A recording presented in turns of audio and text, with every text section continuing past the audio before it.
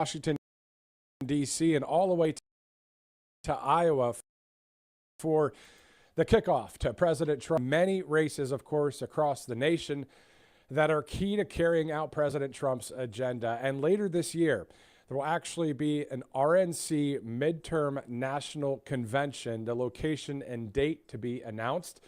Of course, you can catch all of that coverage right here on Right Side Broadcasting Network. And as for today, as it's 2 o'clock on the dot right there, as you see, the Commander-in-Chief is scheduled to deliver a speech at 4 o'clock Eastern at the Horizon Events Center in Clive, Iowa, right outside of Des Moines. We're told the president will give remarks on the economy, affordability, touting economic achievements over the last year, specifically low inflation, low gas prices, the many investments pouring into the country, along with grocery prices heading in the right direction. And we're told there will be a shout out, of course, to American farmers in Iowa and around the country as well. Prior to that, we're told the president will make a stop at a local business there in Iowa, so we'll monitor the social media feeds for that as well. Meantime, about an hour ago, we saw the president board Air Force One as he heads to Iowa. Let's take a look at that video clip 1A.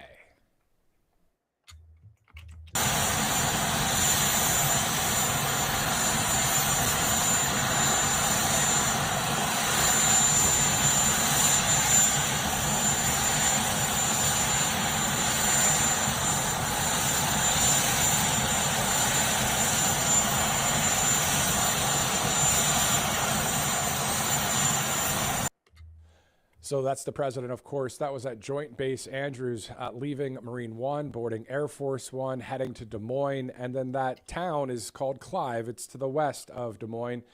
And then we're hearing, of course, that President Trump, again, will be stopping at a small business. So as soon as we see a feed or some live video of that or some recorded video, we'll go to that.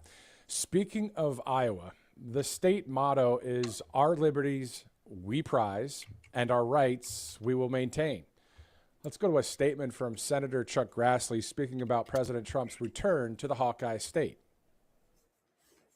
I really want to thank President Trump coming to Iowa, and I want to say thank you for the times he has come to Iowa to support me.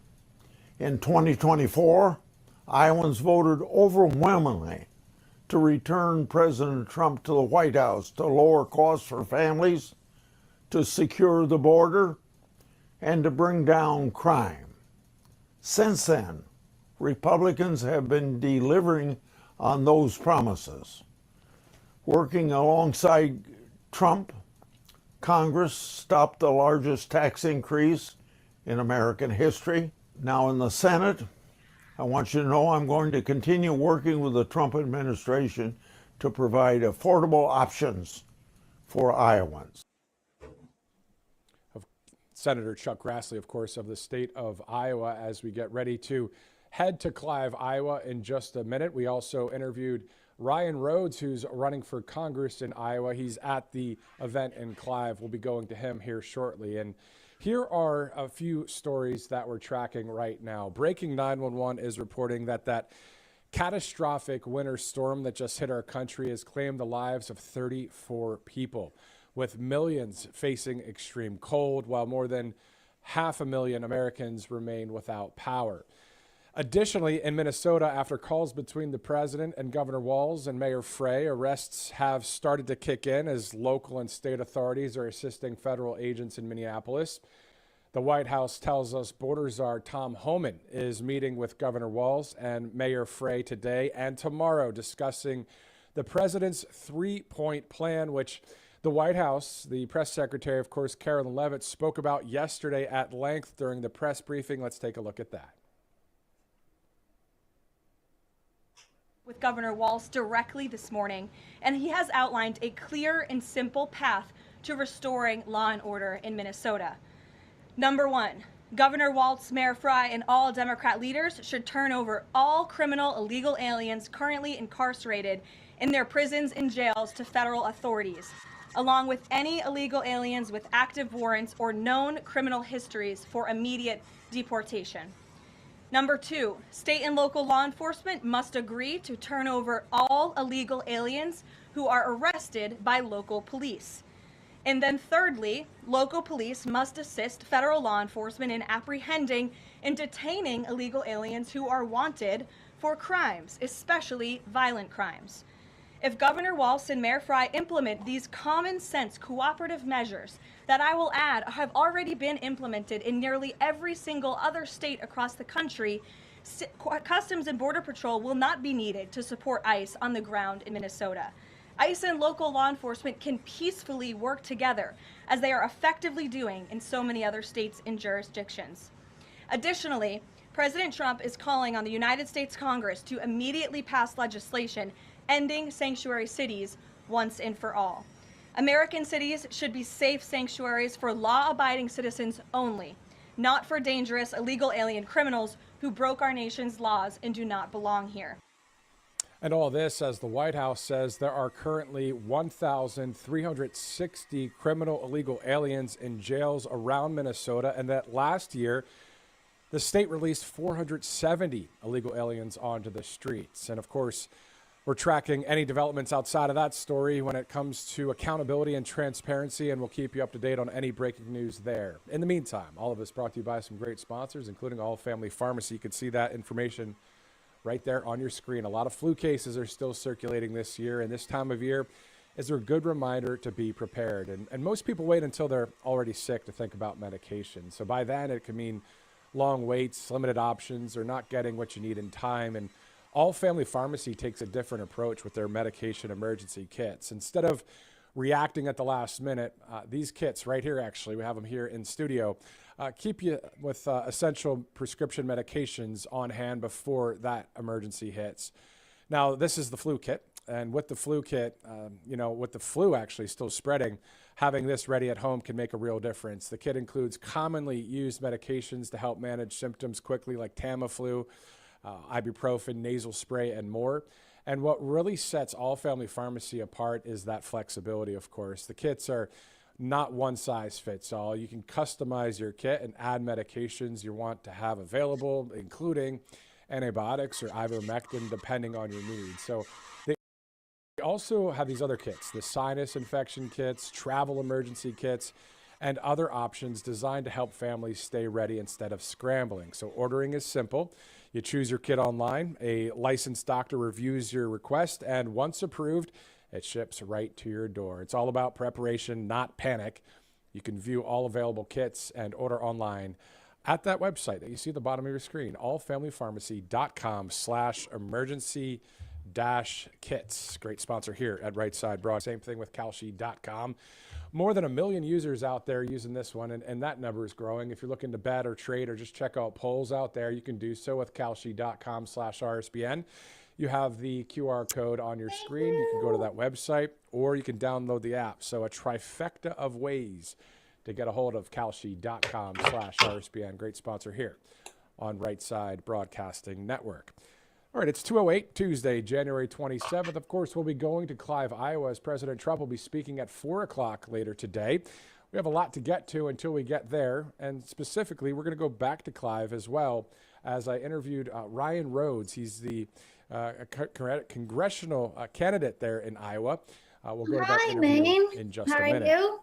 Let's look at some of these key midterm races in the state of Iowa. Per Local 5 in Des Moines, Welcome. Iowa Governor Kim Reynolds announced in April that she would not be running for re-election. So that's marking the first time Wait a minute. without an incumbent in the gubernatorial race since 2006. And I believe we have a map of Iowa as well. And so we're knowing that Brad Sherman, Randy Feenstra, Eddie Andrews, Adam Steen, and Zach Lon are running to be the Republican candidate for governor. For the Democrats, Paul Dahl, Rob Sand, and Julie Stock are running there in Iowa. Welcome, And then guys. Senator Joni Ernst, she formally announced in September she would not be running for re-election, so leaving one of Iowa's Senate seats wide open. The Republicans vying for the nomination are Joshua Smith, Jim Carlin, and Ashley Hinson. Nathan Sage, Zach Walz, Josh Turek, and Bob Kraus are running for the Democratic nomination. So a lot going on in the Hawkeye state there. If you're just joining us right now, of course, we'll be going to I'm Clive, here. Iowa here in just a minute. But also, we heard from the United States Senator Chuck Grassley moments ago. We'll go back Sorry, to guys, I that need to in just a stand bit. because But let's go now to Clive, Iowa, where we caught up with Ryan running for Congress in the Hawkeye State. And joining us now here on Right Side Broadcasting Network is someone running for Congress in Iowa, a great patriot, a businessman, Ryan Rhodes. Thanks so much for joining us, sir. Well, it's great to be on again. Yeah, definitely. So tell us about today. We know that the president will be there in Iowa. Your thoughts about running for Congress there and why you've decided to throw your hat in the ring. Well, I'm excited. We're excited to get to see him back in Iowa. It's just a little bit below my district, so he's coming in for our congressional down in the 3rd district. But we're excited. I think there's energy on the ground. My phone was blowing up with person after person going, how do I get there? When is it going on? What do I sign up for? So people are clamoring to see this, and get out there and support the president. And it's really unfortunate. I mean, it's funny. I was watching over the weekend and how many people from our Congress were just not going on there and defending and talking about what's going on in the country. Like they're kind of burrowing in a hole where you have the people out there ready to go, wait a minute, there's been 4 or 5 people killed by illegal aliens, drunk driving, assault, or you name it, just in the last week. And they want people out there defending the president, not clamoring and hiding. I feel like the temperature right now is really high. As you know, we can all feel it. We all see the images north of you, the border state that you're with there, of course, Minnesota. You know, I'm hearing the term rioters be thrown around. These are rioters. They're not peaceful protesters, holding signs, which they're allowed to do. These are people interfering with law enforcement, no? Well, absolutely. You cannot chase law enforcement around, blowing whistles, blocking streets with cars. Imagine if you're going in, if it was a police doing a drug bust, right? You don't know what that person has in there, what they're going to come at you with. The same thing is true of ICE when they're going after these people, pedophiles, rapists, murderers. That's who they're going. That is who these people are rioting to stop from being removed from our country. So when somebody dies from those very crimes that they're committing, whether it be in North Carolina, in Georgia, or different places we've seen this week, that is on these people. If somebody dies in Minneapolis from that is these people going and promoting the crime that these illegal aliens are doing. disgusting. Tim Walz called it the other day, go out and create good trouble. Makes no sense. Never heard of the two words together, good trouble. Really? This is not good trouble. This is bad trouble, and it's against the law, and that's what we see that's happening out there. Your thoughts right now, the fact that the state and the local law enforcement are starting to work a little bit more with the federal government, which is what they should have been doing all along. And it's not the actual officers, but boots on the ground. It's the leadership, right?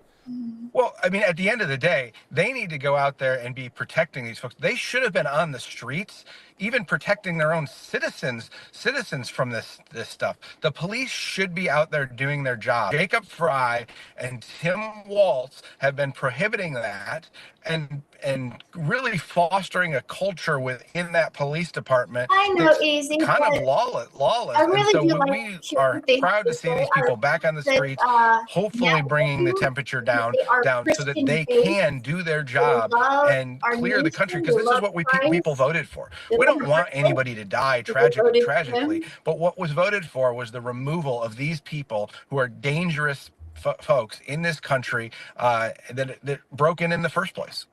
Actually, I need it. It's terrible to see the amount of American citizens that have been so brainwashed to go and operate on behalf of the few elite extreme leftists out there and go and do what they're doing out there every day. Again, protesting, nothing wrong with it, but interfering and spitting or throwing. I mean, they were throwing canisters back at federal agents in Minnesota. I looked at it, I thought that was Beirut, Lebanon.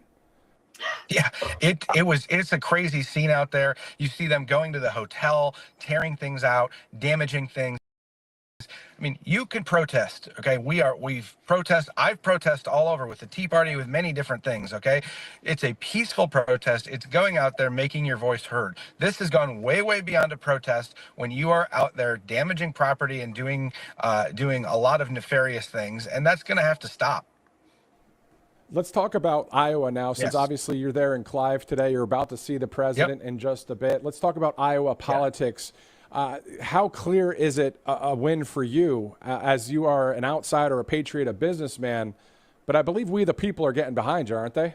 Yeah, we're really mobilizing. We're getting out there. People are, and in this event, people are super excited to get and see Trump again and hear from him, because what we're about to go into as well Thank is you for that the time where like. we're seeing the effects of the big beautiful bill, when people are going to tax season and they're going to have more money in their wallet, and that's going to be undeniable too when the Democrats go and continue trying to trash this, because Biden's economy was so bad. It will take continued time to bring this back, but we're already seeing inflation reduce. We're seeing gas prices come down. I'd We're rather seeing do eggs it come down. We're seeing little and bits just of feel all of this, fun. and people want more because it got so out of control under Biden.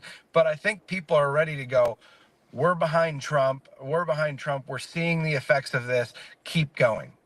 Woo, look at the birds. Iowa congressional candidate Ryan Rhodes joining us now from Clive, Iowa, of course, about this in just a couple hours. Sir, thank you again for joining us here on Iowa Right Side. 2025, welcome back. I know it's been a while since I went live, guys. All right, so Ryan Rhodes joining us just within the hour from Clive, Iowa, of course, running for Congress there. We're going over a lot of the information that we're seeing when it comes to the key races in the Hawkeye State. As you guys know, the midterm election, huge coming up in November. There's actually going to be an RNC midterm national code. Time, no location has been released yet. We'll keep our eye out for that. That's something that doesn't always happen, of course. The RNC convention usually, of course, for presidential elections cycle. This time around, it's for the midterms. As you guys know, a huge midterm coming up.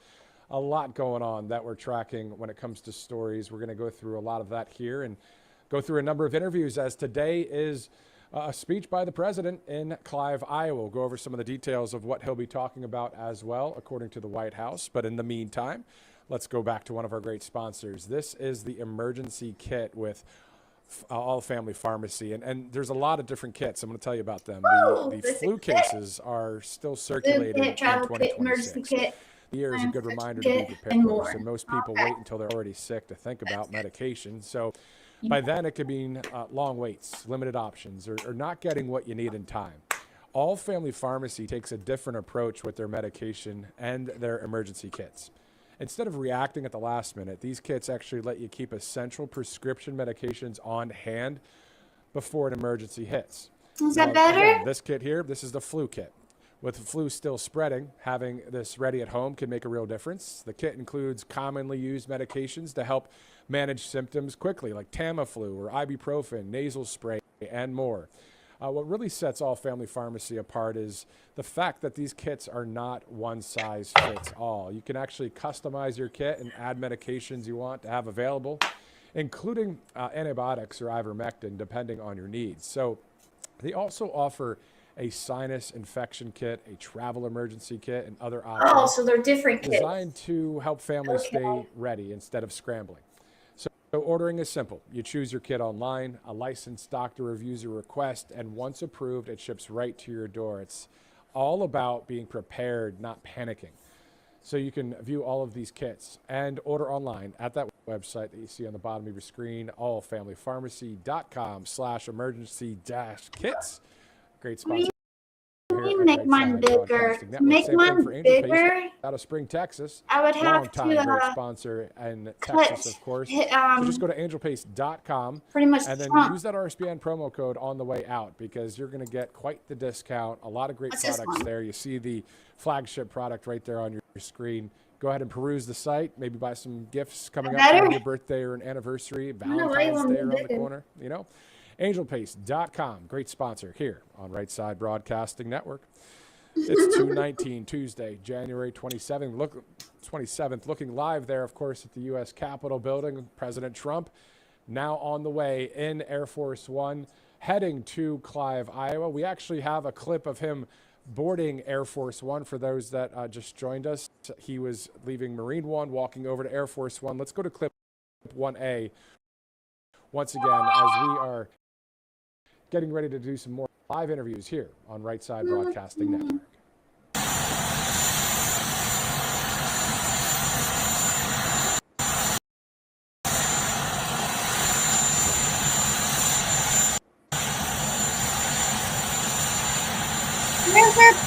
President! Oh, you are puny, President.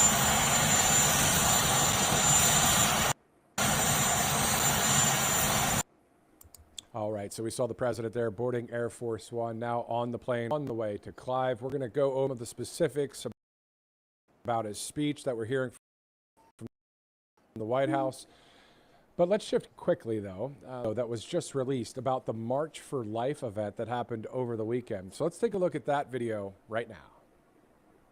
The Mexico City policy has been a strong point of every Republican presidential administration for years. We're grateful for the Trump administration to expand the Mexico City policy to be effectively denying the opportunity for dollars, taxpayer dollars, to go for the evil of abortion in other countries. It means a lot to see the Trump administration stand up today and declare that we are no longer going to be funding abortion facilities, abortion promoters across the globe. We have defunded Planned Parenthood for the first time ever. That is such a big deal to this country and to a pro-life world. Human dignity of all option to natural death. President Trump, thanks for continuing to build on the strong momentum from your first term. He has by far been the most pro-life president we've ever had. Thank you, President Trump, for expanding good policies that have been around and need to be expanded even further. Thank you, and we're looking forward to a lot more momentum and many more pro-life victories in the next 3 years.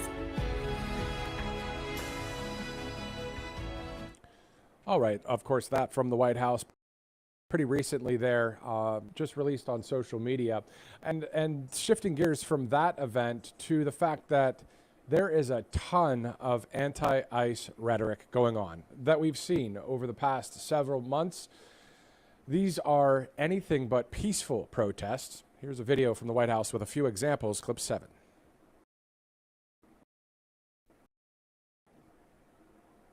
Will not cooperate with the agency.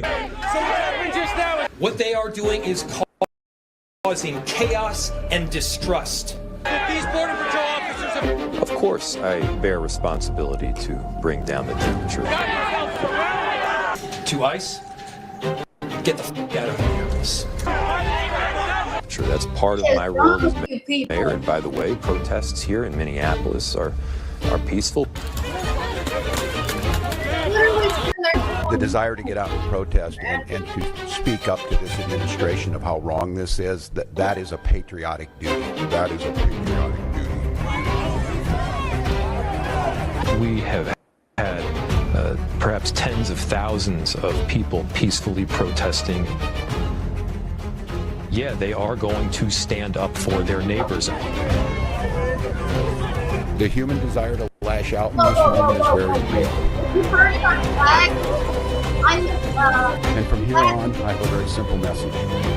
We do not need any further help from the federal government. They're nuts. And of course, Iowa, borders Minnesota. We're going to be talking with G. Van Fleet, the anti-communist activist and author, a little bit later about what she has to say about this whole thing. Quite the ex-post that she put out there, and it's 100% the truth. We'll go over that with her in just a little bit. And while that video was playing, I actually was checking X and social, and the House Freedom Caucus saying, breaking news, the Freedom Caucus stands with President Trump and ICE. Sorry, I made myself small. I just really wanted to focus on this. We support POTUS doing whatever is necessary to keep American streets safe from rapists, murderers, and pedophiles here illegally. If Democrat-run sanctuary cities continue enabling communist agitators assaulting ICE and federal law enforcement, then it is time to invoke the Insurrection Act to maintain law and order. It's been used 30-plus times from George Washington to George H.W. Bush to deal with the crisis like the '92 LA riots. We are not going to let Chuck Schumer defund Homeland Security to protect criminal illegal aliens. One way or another, we will make sure that ICE, Border Patrol, FEMA, TSA, Coast Guard, Secret Service, etc., get the funding they need. Again, this is from the House Freedom Caucus. That posted at about 12:54 Central Time, so 1:54 on the East Coast. So that just coming down moments ago.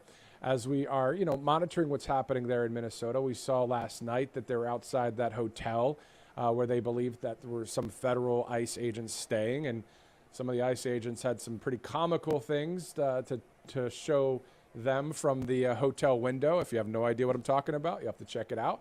But the state and local PD, after that phone call with the mayor there in Minneapolis, the governor of Minnesota, President Trump spoke to both of them. It seems as if the local and state authorities stepped up their game to help with the federal law enforcement. We'll see how everything pans out there in Minnesota, but obviously that state has been nothing but at the forefront over the past 27 days of this new year, 2026. Nonstop discussions about Minnesota fraud. Tell me how you want to see it. You want him to be bigger? And others out there that have been doing it for years. Just Nick has a great platform. And then it obviously exploded with more and more followers for Nick, which is awesome. It's great to see conservative content creators and people, whether you're in conservative media, a podcaster, whether you're a citizen journalist, it doesn't matter, because what matters is let's get the truth out there for people to know. And that's that information war that we talk about a lot here at Right Side.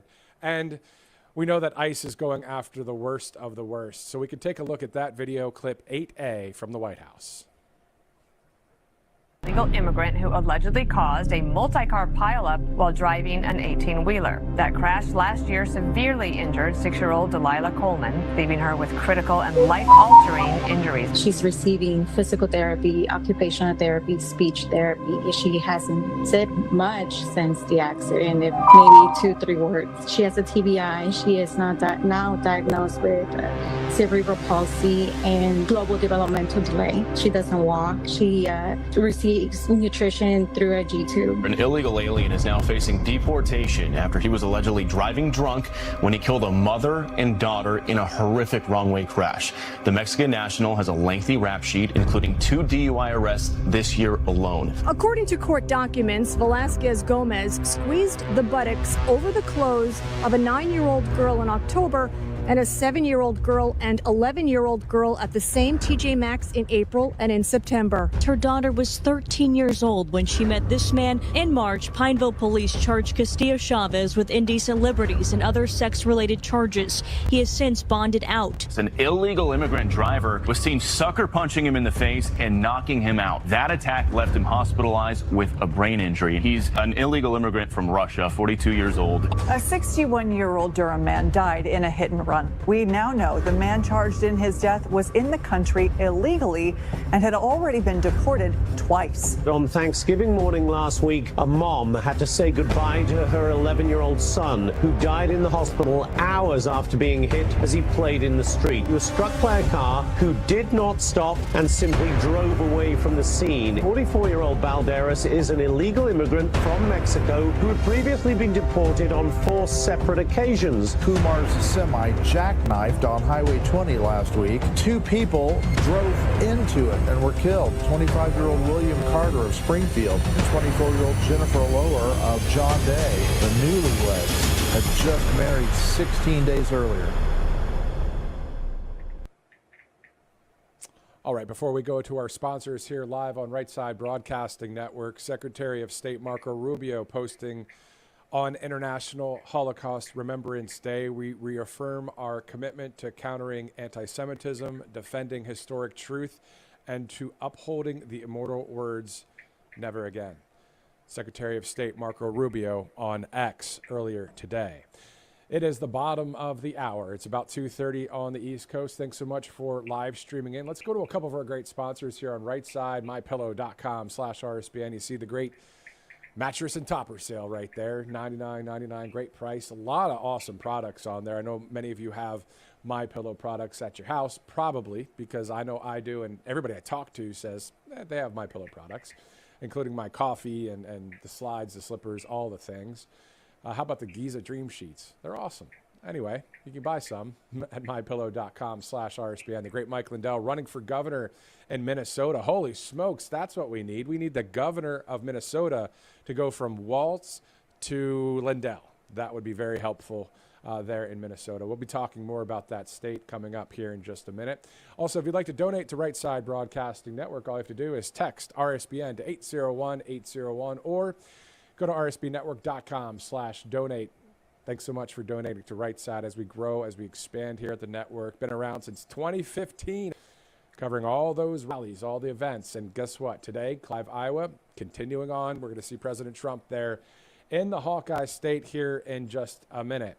Meantime, let's go now to someone that is running for Senate in South Carolina. He's a great patriot and businessman. Mark Lynch is joining us right now as we get that programming over on the monitor here in the studio. And we'll bring on Mark live. Obviously, Mark, let's talk about the Minnesota reaction that you may have when it comes to these so-called protesters. Aren't they just rioting?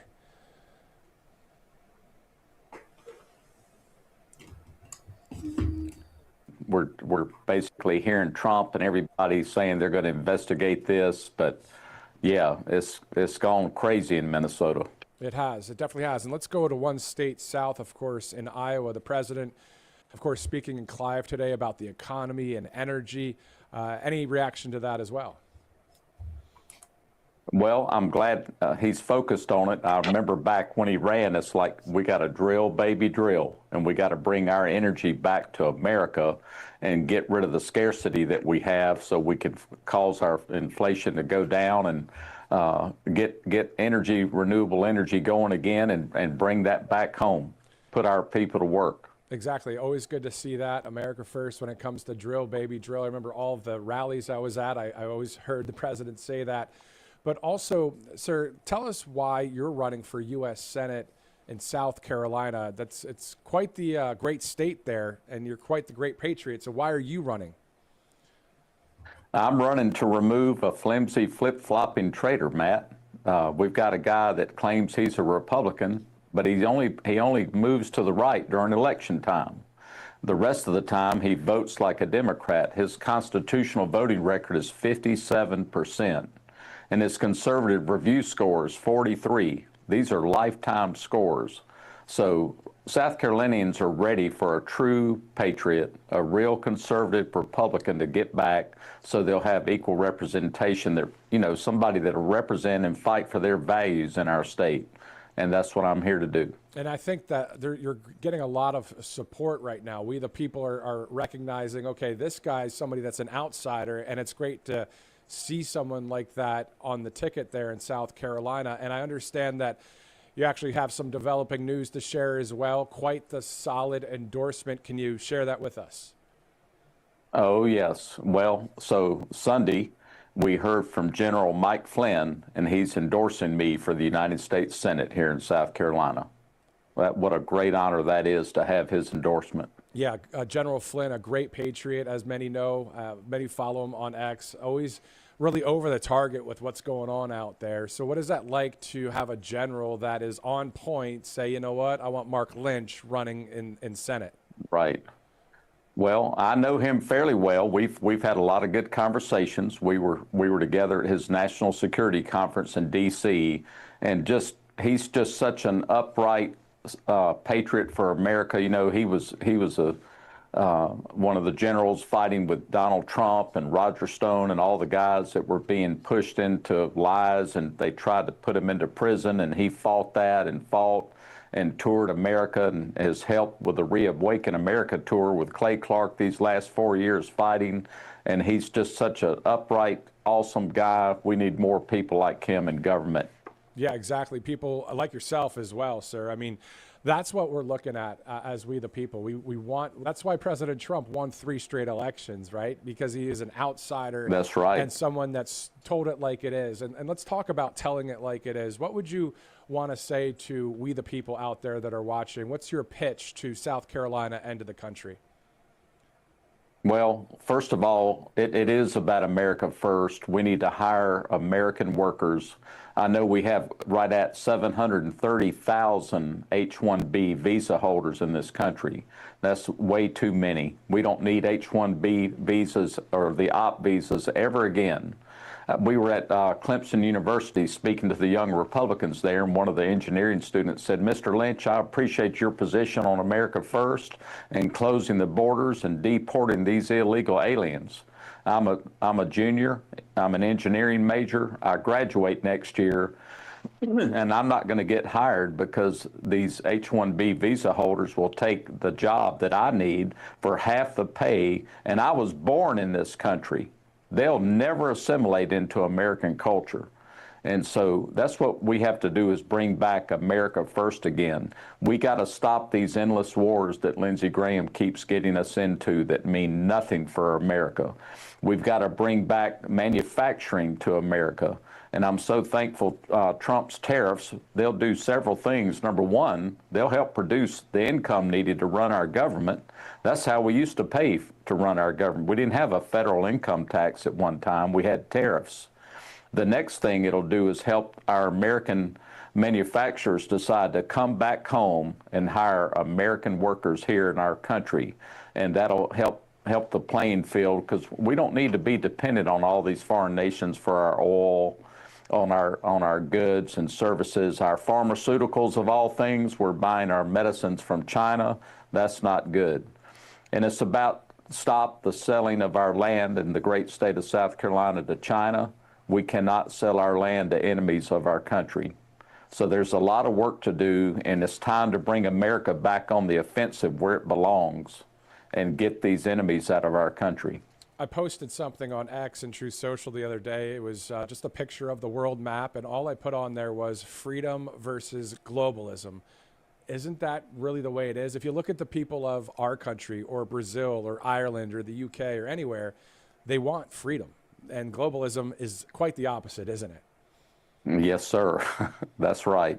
And Americans are fed up with it, and they want the rule of law brought back. It's time to start arresting these people that we've been dealing with since Benghazi and the Epstein files and all the things that we're never, ever getting to. America's furious, and they want justice brought. And that's why. And I'll help fight for that. Exactly. I mean, that's why people are saying truth, justice, and the American way. I mean, it is a slogan that and a motto that a lot of people agree with. I know you do too. And Mark Lynch, thank you again for joining us. Running for U.S. Senate in South Carolina, just endorsed by General Michael Flynn. Great news for your campaign, if you ask me. So. Oh, yes. Thank you, yes. sir. We're on the same page. Yes, we are. Thank you, sir. Thank you. All right. So Mark Lynch running for U.S. Senate in South Carolina. And again, you know, everyday America, that's what this is all about. And we know that President Trump over the years with the RNC would bring up patriots, bring up we the people, bring up everyday Americans on stage and to talk about their story. And that's what it's about, right? We the people really should be running the show, right? It's a government of, by, and for we the people. So we put those representatives hopefully would do exactly what we want. And one of the things that we want is law and order. We want the deportation operation to happen. Protests are fine, but when you turn into a rioter or impeding law enforcement, this isn't a talking point from the administration, even though they have said this. If you look at it, it's just a common sense thing. If the federal law enforcement has an operation to take a criminal illegal alien and one that has already committed many crimes and to deport them, there should be no one that's interfering with that. And unfortunately, we're seeing that time and time again. But hopefully things will change, especially there in Minnesota. All right, it is 2:38, January 27th, and Matthew Alvarez will be right back here on Right Side Broadcasting Network. Welcome to Right Side Broadcasting Network, your trusted conservative news outlet. At RSBN, we deliver the truth when the mainstream media falls short. Since 2015, we've proudly broadcasted every single one of President Trump's iconic MAGA rallies, bringing you the excitement and energy live before anyone else. By watching RSBN, you get an unfiltered front row view of the action on the ground. We interview the crowds to give a voice to millions of Americans just like you. We show you President Trump's speeches in their entirety, free from interruptions and censorship. We cover the stories that matter to you with the integrity and passion you deserve. Thank you for choosing RSBN as your home for America First News. Together, we stand strong, united, and informed. So join us and be part of the right side of history. Hey y'all, it's Silk from Diamond and Silk Chit Chat Live. Look, don't forget to watch my show right here at Right Side Broadcasting Network, and I want you to support Right Side Broadcasting Network. It's imperative that you do so, okay? Bye-bye.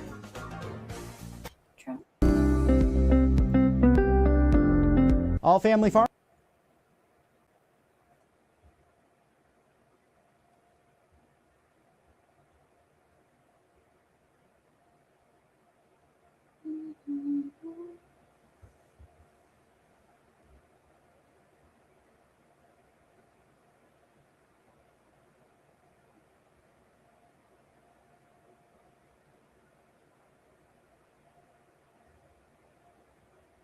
Broadcasting Network. We're about 20 minutes from the top of the hour. We'll be going to Clive, Iowa, where, of course, the president will be speaking at 4 o'clock Eastern time. We just saw that the president spoke to the press a little bit outside the White House. We'll get that video uploaded for you and air that here live in just a minute. So, welcome again to Right Side Broadcasting Network. Today we'll be taking you to Clive, Iowa for the kickoff to President Trump's midterm campaign push. And there are many races, of course, across the nation that are key to carrying out President Trump's agenda. And later this year, we're told there will be an RNC midterm national convention, the location and date to be announced. So we'll see when that happens.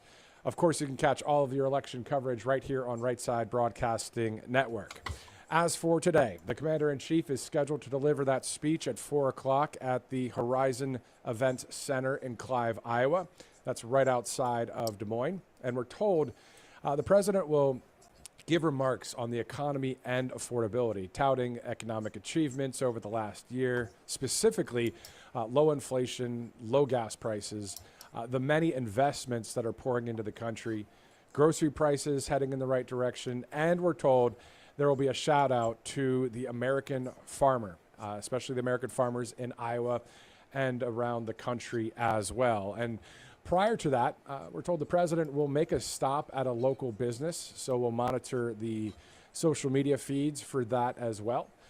About an hour ago, we saw the president board Air Force One as he heads to Iowa. So we saw that video at the top of the broadcast, but we are now live, of course, about 42 minutes into our broadcast.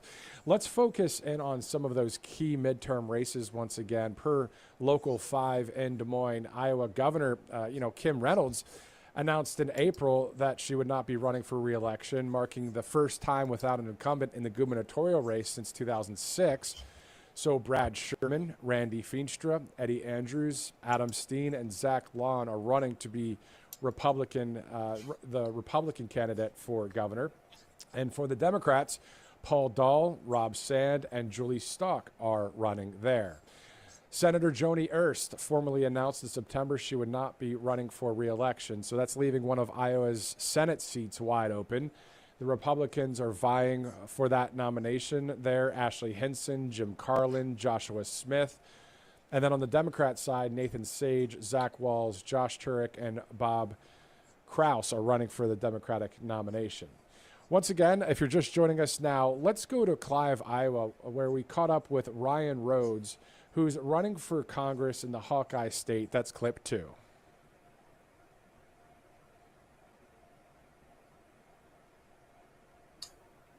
For Congress in Iowa, a great patriot, a businessman, Ryan Rhodes. Thanks so much for joining us, sir. Well, it's great to be on again. Yeah, definitely. So tell us about today. We know that the president will be there in Iowa. Your thoughts about running for Congress there and why you've decided to throw your hat in the ring. Well, I'm excited. We're excited to get to see him back in Iowa. It's just a little bit below my district, so he's coming in for our congressional down in the 3rd district. But we're excited. I think there's energy on the ground. My phone was blowing up with person after person going, how do I get there? When is it going on? What do I sign up for? So people are clamoring to see this, and get out there and support the president. And it's really unfortunate. I mean, it's funny. I was watching over the weekend and how many people from our Congress were are just not going on there and defending and talking about what's going on in the country. Like they're kind of burrowing in a hole where you have the people out there ready to go, wait a minute, there's been 4 or 5 people killed by illegal aliens, drunk driving, assault, or you name it, just in the last week. And they want people out there defending the president, not clamoring and hiding. I feel like the temperature right now is really high. As you know, we can all feel it. We all see the images north of you, the border state that you're with there, of course, Minnesota. You know, I'm hearing the term rioters be thrown around. These are rioters. They're not peaceful protesters, you know, holding signs, which they're allowed to do. These are people interfering with law enforcement, no? Well, absolutely. You cannot chase law enforcement around, blowing whistles, blocking streets with cars. Imagine if you're going in, if it was a police doing a drug bust, right? You don't know what that person has in there, what they're going to come at you with. The same thing is true of ICE when they're going after these people, pedophiles, rapists, murderers. That's who they're going. That is who these people are rioting to stop from being removed from our country. So when somebody dies from those very crimes that they're committing, whether it be in North Carolina, in Georgia, or different places we've seen this week, that is on these people. If somebody dies in Minneapolis from that is these people going and promoting the crime that these illegal aliens are doing. Tim Walz called it the other day, go out and create good trouble. Makes no sense. Never heard of the two words together, good trouble. Really? This is not good trouble. This is bad trouble, and it's against the law. And that's what we see that's happening out there. Your thoughts right now, the fact that the state and the local law enforcement are starting to work a little bit more with the federal government, which is what they should have been doing all along. And it's not the actual officers, but boots on the ground. It's the leadership, right? Well, I mean, at the end of the day, they need to go out there and be protecting these folks. They should have been on the streets, even protecting their own citizens from this stuff. The police should be out there doing their job. And Jacob Fry and Tim Walz have been prohibiting that and really fostering a culture within that police department that's kind of lawless. And so we are proud to see these people back on the streets, hopefully bringing the temperature down so that they can do their job and clear the country, because this is what people voted for. We don't want anybody to die tragically, but what was voted for was the removal of these people who are dangerous folks in this country that broke in the first place. It's terrible to see the amount of American citizens that have been so brainwashed to go and operate on behalf of the few elite extreme leftists out there and go and do what they're doing out there every day. Again, protesting, nothing wrong with it, but interfering and spitting or throwing. I mean, they were throwing canisters back at federal agents in Minnesota the other day. I looked at it. I thought that was Beirut, Lebanon. Yeah, it's a crazy scene out there. You see them going to the hotel, tearing things out, damaging things. I mean, you can protest, okay? I've protested all over with the Tea Party, with many different things, okay? It's a peaceful protest. It's going out there, making your voice heard. This has gone way, way beyond a protest when you are out there damaging property and doing a lot of nefarious things, and that's going to have to stop. Let's talk about Iowa now, since obviously you're there in Clive today. You're about to see the president in just a bit. Let's talk about Iowa politics. How clear is it a win for you, as you are an outsider, a patriot, a businessman? But I believe we, the people, are getting behind you, aren't they? Yeah, we're really mobilizing. We're getting out there. People are, and in this event, people are super excited to get and see Trump again and hear from him, because what we're about to go into as well is that time when we're seeing the effects of the big beautiful bill, when people are going to tax season and they're going to have more money in their wallet, and that's going to be undeniable too when the Democrats go and continue trying to trash this, because Biden's economy was so bad. It will take continued time to bring this back, but we're already seeing inflation reduce. We're seeing gas prices come down. We're seeing eggs come down. We're seeing little bits of all of this, and people want more because it got so out of control under Biden. But I think people are ready to go, we're behind Trump. We're behind Trump. We're seeing the effects of this. Keep going. Iowa congressional candidate Ryan Rhodes joining us now from Clive, Iowa, of course, about to see the president in just a couple hours. Sir, thank you again for joining us here on Right Side. Thank you. All right, it is 2:49. Thanks so much for watching live right now. Let's go to some of our great sponsors here on Right Side Broadcasting Network as we get ready to go out there to Clive, Iowa. As you see there, 20% off for those RSBN 20 program kits there when it comes to the all-family pharmacy kit. This is the flu kit, emergency kit right here. A lot of flu cases are still circulating in 2026, and this time of year is a good reminder to be prepared. Most people wait, of course, until they're already sick to think about medication. By then, it can mean long waits, limited options, or not getting what you need in time. So All Family Pharmacy takes a different approach with their medication emergency kits. Instead of reacting at the last minute, these kits can let you keep the essential prescription medications on hand before that emergency hits. Again, this is the flu kit right here.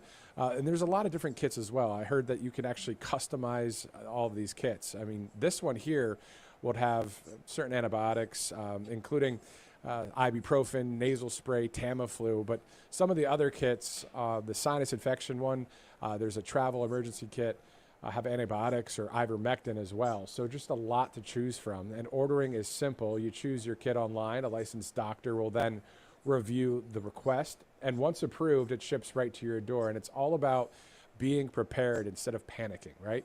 So you can view all available kits and order online at allfamilypharmacy.com/emergency-kits and use that promo code RSBN20 for 20% off. Great sponsor here at Right Side. Let's move on to our next sponsor here, Kalshi.com. Of course, Kalshi.com, more than 1 million users on that. That number is growing by leaps and bounds. If you check them out on X or on social media, a lot of people go there just to check out the polls for all sorts of topics, from politics, faith, sports, music, whatever. How about weather? Now, that storm was pretty wild. We'll be talking about that in just a second. But Kalshi.com/RSBN is the place to go. You can use the QR code on the screen. You can also download the app, and you can also go to Kalshi.com/RSBN. All right, let me pull up the information here that we're seeing when it comes to some specifics about that storm that was very catastrophic out there. The winter storm that just hit our country has claimed the lives of 34 people across the country. Millions are facing extreme cold, while more than 500,000 of us out there remain without power, that according to Breaking 911 earlier. Additionally, shifting gears in Minnesota after calls between the president and Governor Walz and Mayor Frey, arrests have started to kick in as local and state authorities are assisting federal agents in Minneapolis. We're also told the White House says that the border czar, Tom Homan, is meeting with Governor Walz and Mayor Frey today and tomorrow, discussing the president's three-point plan, which, if you missed it, the White House press secretary, Carolyn Leavitt, spoke about the three-point plan just the other day. I believe that was yesterday. So let's go to clip 3 at the White House. That's why President Trump spoke with Governor Walz directly this morning, and he has outlined a clear and simple path to restoring law and order in Minnesota. Number 1, Governor Walz, Mayor Frey, and all Democrat leaders should turn over all criminal illegal aliens currently incarcerated in their prisons and jails to federal authorities, along with any illegal aliens with active warrants or known criminal histories for immediate deportation. Number 2, state and local law enforcement must agree to turn over all illegal aliens who are arrested by local police. And then thirdly, local police must assist federal law enforcement in apprehending and detaining illegal aliens who are wanted for crimes, especially violent crimes. If Governor Walz and Mayor Frey implement these common sense cooperative measures that, I will add, have already been implemented in nearly every single other state across the country, Customs and Border Patrol will not be needed to support ICE on the ground in Minnesota. ICE and local law enforcement can peacefully work together, as they are effectively doing in so many other states and jurisdictions. Additionally, President Trump is calling on the United States Congress to immediately pass legislation ending sanctuary cities once and for all. American cities should be safe sanctuaries for law-abiding citizens only, not for dangerous illegal alien criminals who broke our nation's laws and do not belong here. And this, as the White House says, there are currently 1,360 criminal illegal aliens in jails around Minnesota. And that last year, the state released 470 illegal aliens onto the streets. And of course, we're tracking any developments in the category of accountability and transparency, and we'll keep you up to date on any breaking news there. So that's pretty much the news that we're tracking right now. Of course, there's a lot going on, but just a quick overview there. Let's go now to President Trump outside of the White House, the South Lawn of the White House. He just spoke to the press a couple hours ago, so we're just seeing this feed. Okay, we're hearing that we don't have the feed yet. As soon as we get that, we will send it to you here live. We know that the president spoke with the press for about 6 minutes. It's ready to go now. Let's take a look. Mr. President, Mr. President,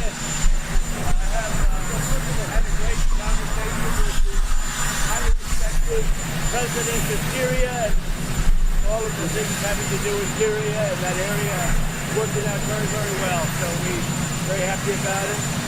Tom Homan, as you know, is in Minnesota now. He's meeting with the governor and he's meeting with the mayor, I think, later. And I hear that's all going very well also. I'm going to Iowa. Some of you are coming with me, but I'm going to Iowa.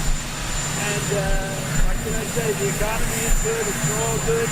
Prices are coming way down. And we have a lot of very positive news.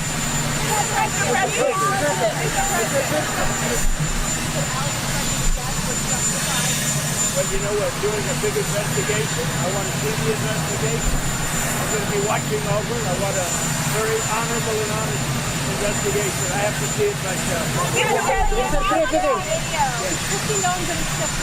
The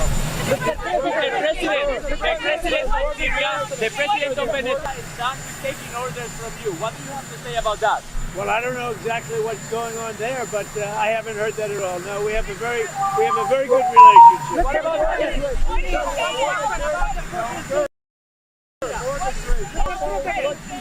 how far would you like to see mortgage up to? I'd like the interest rates go down. Everything else is going down. We have the energy and fuel going down. We have gasoline in many states now at $1.99. Groceries are going down. We inherited a mess with very, very high prices, very, very high prices. And I will tell you, we've progressed. So we have the groceries going down. We have the energy going down. We have gasoline going down at a record clip. And that's what I want to do. We're doing well. What did you say, Mr. President, to Alex Creddy's family? Well, I'm looking at that whole situation. I love everybody. I love all of our people. I love it. And it's a very situation. Thank you. Yeah, please. I have, yeah. I think he's doing a very good job. The border is totally secure. You know, you forget. We had a border that I inherited where millions of people were coming through. Now we have a border where no one is coming through. They come into our country only legally. So you have to remember those things. You know, people forget as soon as you accomplish something, it goes into history and nobody ever wants to talk about it. We had a border that caused all of this problem. Biden caused, and the Democrats caused this problem. They allowed tens of millions of people to come in. Many of them were murderers. Many were drug dealers, people from mental institutions. They allowed these people to violate our country. Allowed these people to violate our country, to come into our country. And that's what we're talking about. So if you remember, we had a horrible border, the worst border we've ever had, ever in history. People were flowing through by, we think, 25 million people, not to mention drugs and everything else. And that border is absolutely closed. One question.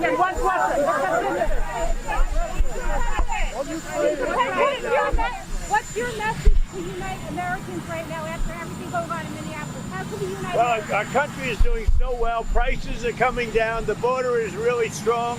You know, if you remember, I probably got elected more than anything else on the border. We had a border that was open with 25 million people coming through with an open border policy, which was insane.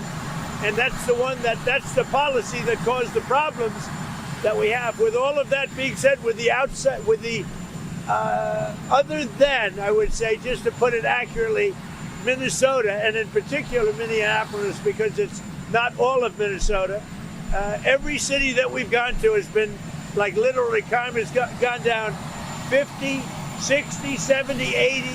In Washington, it's gone down to practically no crime. You know, Washington is a great example, but you take a look at other cities, Memphis, Tennessee, the crime is down 78%. And you know where else it's down? It's down in Minnesota. It's down in Minneapolis, and it's down very much because of the fact that we're there. So we can't lose sight of the fact that we have to take murderers and drug lords and people from mental institutions that were dumped into our country through open borders of the Democrats, of Biden. And we're doing a great job. The other thing is Tom Homan is there right now. He's with the governor and he's with the mayor. And I hear things are going very nicely. How close are we to the deal of the talks in Abu Dhabi that Jared Kushner's chief week of hell? Keep your meeting with President in Budapest back in place. We're looking at some very good things happening on Ukraine and Russia. Very good things. Very good things are happening on Ukraine and Russia. Where do we stand on Gaza, Mr. President? I think Gaza is going very well. As you know, we got the last hostage back, the body of the hostage, and a lot of people thought that was impossible. So we got all of the hostages back, both living and dead. And I can tell you, you have parents that really appreciate it. What about the Hezbollah? Do you think he was acting as an assassin in Minneapolis? Who is that? Mr. Preddy, your deputy chief of staff said not that. as You don't think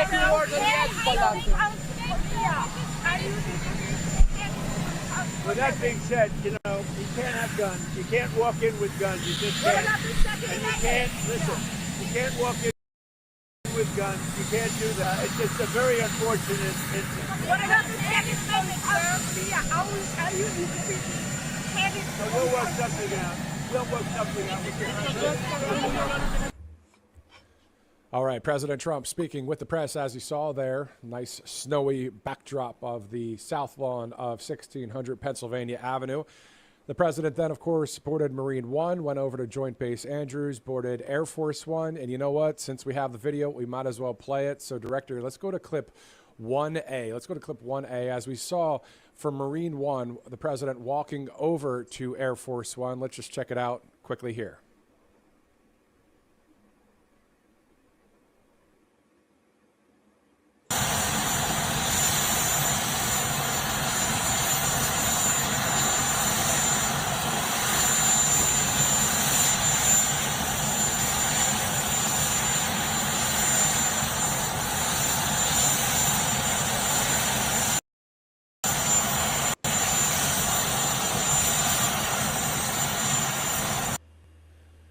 That clip taken from Margot Martin, of course, working at the White House there, but in Air Force One as the president boarded Air Force One, who now I believe they would be landing in Des Moines any minute from now, if not are there already.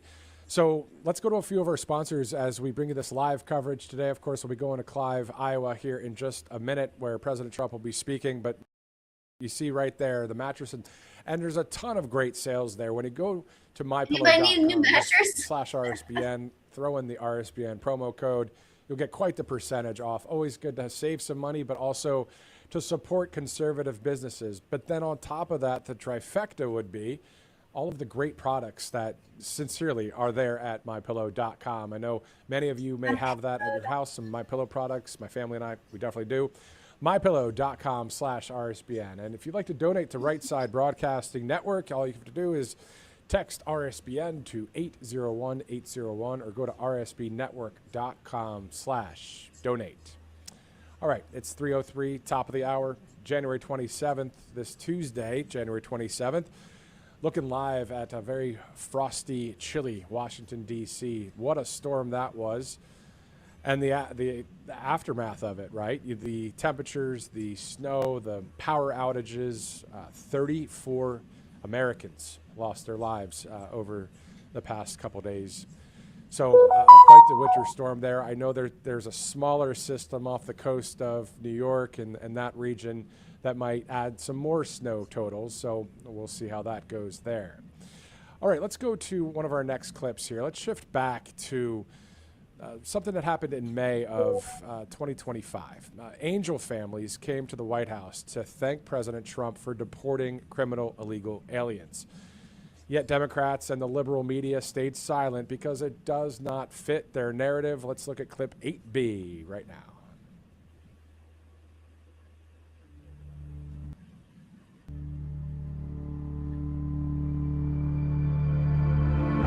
My name's Angie Morphine Vargas, and I'm mother to Ruben Morphine. He was executed in the streets of Salinas in 1990. 34 years later, I could still cry for him like if it was yesterday. My name is Maria Herrera Vega, and I'm the mother of Marine and Border Patrol Agent Javier Vega Jr. Our son, who went by Harvey, was murdered August the 3rd, 2014. My name is Chris Odette.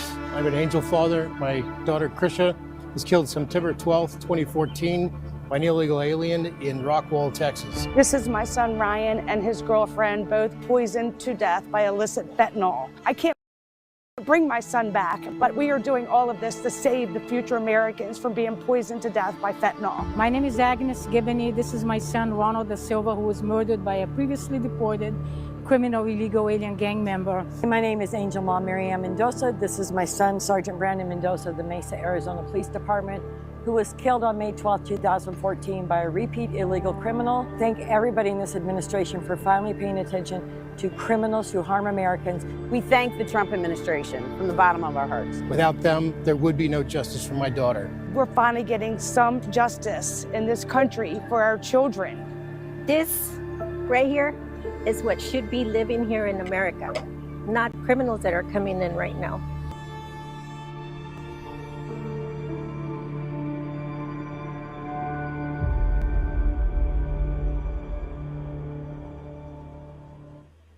And you would think that today, of course, the president will be speaking a little bit about what's happening north of that state, Iowa, of course, and Minnesota. As we've seen a lot of images that have come out of Minnesota, I think it's been a national story since the first of the year when it comes to the Minnesota fraud that Nick Shirley so rightly uncovered there. And then we've seen these protesters that are maybe called rioters now. They're impeding federal law enforcement from doing their jobs, so that's not really protesting anymore. And it's definitely not peacefully and patriotically. We know that. But anyway, it's 3:07 Eastern time. Let's do this. Let's go to some specifics out of Iowa. Today, of course, we'll be taking you to Clive, Iowa for the kickoff to President Trump's midterm campaign push, as there are many races across the nation that are key to carrying out President Trump's agenda. And later this year, there will actually be an RNC midterm national convention. The location, the date, the time to be announced. As you guys know, the RNC usually during a presidential cycle, this time, well, it's going to be for the midterm election, which of course is on November 3rd. We'll have all that coverage right here on Right Side Broadcasting Network. You can really count on conservative media for all of these live events and a lot of this coverage. As for today, the Commander-in-Chief is scheduled to speak in Clive at this Horizon Events Center right outside of Des Moines. We're told the president will give remarks on the economy and affordability, touting economic achievements over the last year, specifically low inflation, low gas prices, the many investments pouring into the country, grocery prices heading in the right direction, and we're also told there will be a shout out to the American farmer. Of course, farmers in Iowa. You know, I toured that state as well when President Trump was on the campaign trail in 2024. And a little bit in 23, and some great people there and a lot of farmland. We're going to go back to a 2023 clip from Iowa in just a minute. But back to today, prior to President Trump's speech, we're told the president will make a stop at a local business. So we'll monitor the social media feeds as soon as we see a video of that interaction. If you remember, the president would stop, even as the candidate for president, at various states or towns or restaurants over the years. You've seen a lot of that right here on Right Side Broadcasting Network. So if we see that feed or that social media post, we'll be showing that to you as well. And speaking of Iowa, the state motto, I love the state motto there. I checked it, I think it was this morning or last night. So no, I don't know every state motto, but this one is great. Our liberties we prize, and our rights we will maintain. Man, that's a good one. Let's go to Iowa Senator Chuck Grassley, who had this to say about President Trump's trip to the Hawkeye State. I really want to thank President Trump coming to Iowa. And I want to say thank you for the times he has come to Iowa to support me. In 2024, Iowans voted overwhelmingly to return President Trump to the White House to lower costs for families, to secure the border, and to bring down crime. Since then, Republicans have been delivering on those promises. Working alongside Trump, Congress stopped the largest tax increase in American history. Now in the Senate, I want you to know I'm going to continue working with the Trump administration to provide affordable options for Iowans. All right, so that video sent to us from the office of Senator Chuck Grassley. Also, earlier, if you missed it, I interviewed Ryan Rhodes, who's running for Congress in Iowa. Yet another outsider, which is great to see, you know, a businessman and somebody that's a patriot.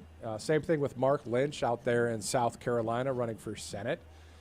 I also interviewed G. Van Fleet. She is an anti-communist activist and an author, and she has a lot to say about what's happening in Minnesota. Hopefully it's stopped, but if you've been looking on social media or if you watch any of the fake news, you've seen a lot of videos out there of a lot of the so-called protesters interfering with federal ICE agents. Well, we're going to hear more about the psychology behind all this. As you guys know, the woke mind virus is a real thing. Actually, now that I say that, this is a great book here, another plug. I love this book. It's the Woke Mind Viruses book by author T.S. Dixon. Trust me, you might want to check that one out. But anyway, so we're going to get into that interview in just a minute. But in case you missed it, the vice president recently spoke about ICE operations. I believe he was in Ohio and Minnesota the other day. I believe this is from Minnesota. Let's go to clip 9 in case you missed it. The vice president speaking about ICE operations. We can do a good job of enforcing our immigration laws without the chaos, but it actually requires the cooperation of state and local officials. If you look at blue cities and blue states, red cities and red states, you go to Austin, Texas, or Memphis, Tennessee, you go to the state of Texas, obviously a very red state, or the state of Tennessee, a very red state, but you've got blue cities within those states, you do not have this level of chaos. The reason why things have gotten so out of hand is because of failure of cooperation between the state and local authorities and what these guys are trying to do. We have a ton of resources, a ton of ICE agents in this city right now that I would rather us not have. I'd love to send those guys home. They're not even doing targeted immigration enforcement. They are trying to protect ICE officers who are doing immigration enforcement, because when a crowd surrounds them and these guys call 911, the local officials, the local cops have been told to stand down. So we have people here who aren't even doing immigration enforcement, they're doing force protection, so that if a rioter tries to ruin the life or assault an ICE officer, they're actually protected. Now, why doesn't it make more sense for the local cops to get involved in that situation? Why not just have the mayor or the local officials tell the police officers, you know what, if an ICE officer is being assaulted by a far-left agitator, you are invited, you should help them. That's what would work out in any normal situation, and that's what happens in nearly every jurisdiction, red or blue, in the United States of America. The reason it hasn't happened here is because the local authorities have been told, stand down, do not help ICE, promote the violence, promote the agitation, but don't do anything to lower the temperature and lower the chaos. That's a problem.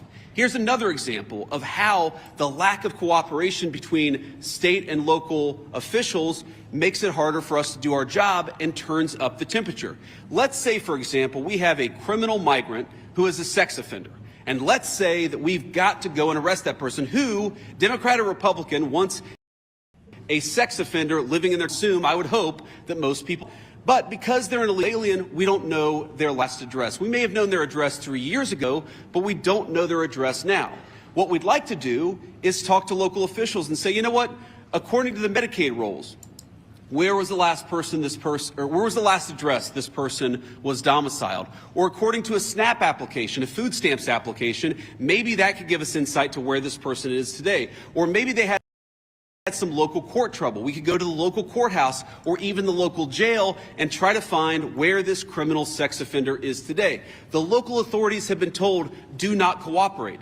So these guys are trying to go out and enforce the law. They're trying to arrest sex offenders, but they're trying to do it in an environment where local officials have been told, do not help them, do not provide intelligence about where these sex offenders might be. This is disgraceful. All right, so the vice president from the other day speaking about ICE operations. We'll be getting to that interview with G. Van Fleet in just a minute. And also added to the show, A.F. Branco, the conservative cartoonist. A lot of great cartoons out there that you may have seen from years ago in Rush Limbaugh's newsletters. I mean, A.F. Branco will be joining us in just a bit. All right, some of our great sponsors here on Right Side Broadcasting Network. A new one here, Blood Flow 7. You know, as we get older, a lot of folks think it's normal to slow down, feel tired, and they just accept cold hands and feet, sore legs, and low stamina as part of aging. But in many cases, the real issue isn't age itself.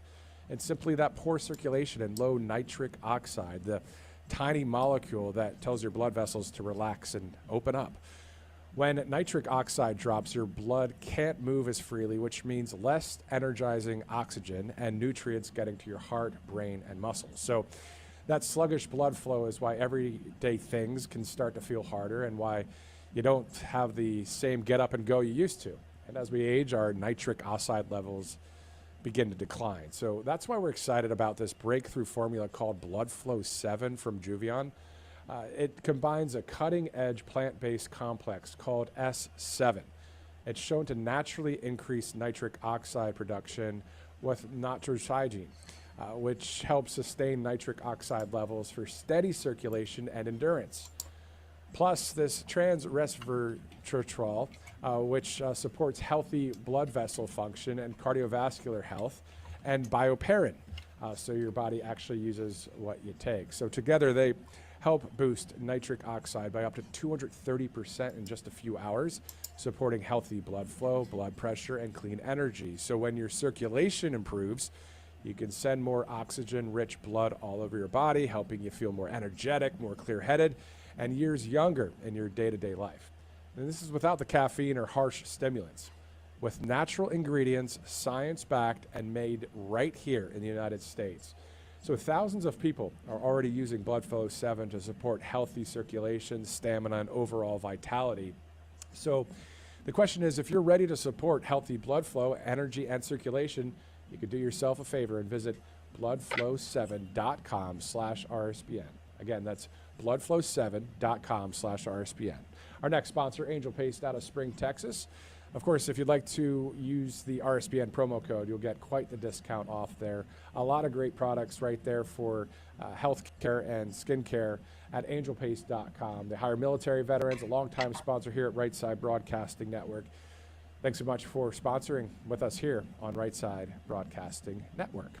All right, it's 3:18 Eastern Time. Let's do this. Let's take a quick commercial break. We'll be right back here on Right Side Broadcasting Network. Welcome to Right Side Broadcasting Network, your trusted conservative news outlet. At RS, deliver the truth.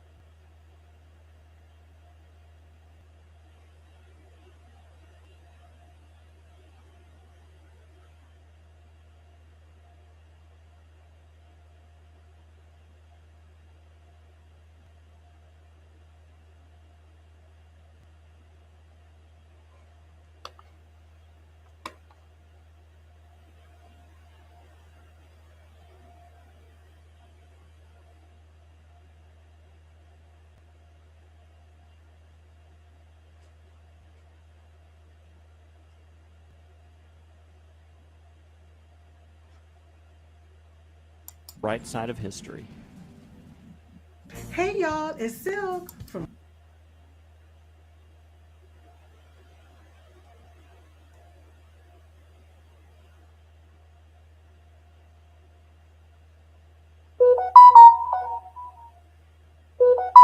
Bye-bye.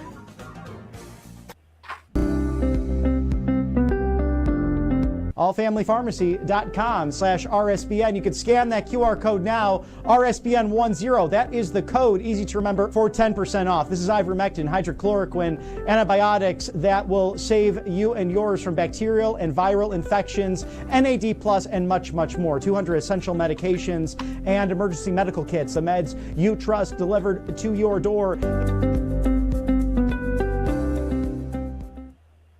Welcome back to Right Side Broadcasting Network. Getting ready to go to Clive, Iowa. Of course, President Trump speaking there within the hour. So we'll be going there live. On top of that, as soon as we see any sort of feed or social media post from the White House when it comes to the president stopping at a local business prior to the speech, we'll air that as well. I was excited to see Trump interview, but see what he has to say about all of this. I want to talk about quickly, and I know many of you agree.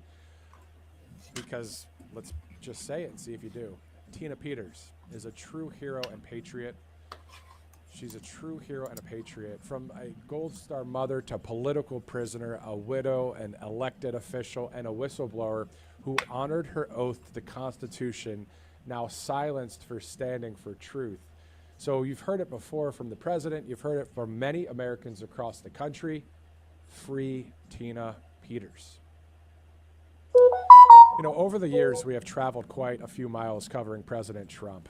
Let's quickly return to Ottumwa, Iowa, since we're in Iowa today, of course, in 2023, where I interviewed a great patriot who once bought into the mainstream media's lies. Let's take a look at that interview.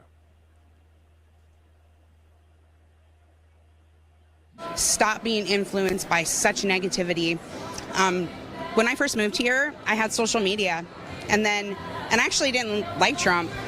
And I got off social media and started talking to people, farmers, just regular people. And I learned a lot, and here I am.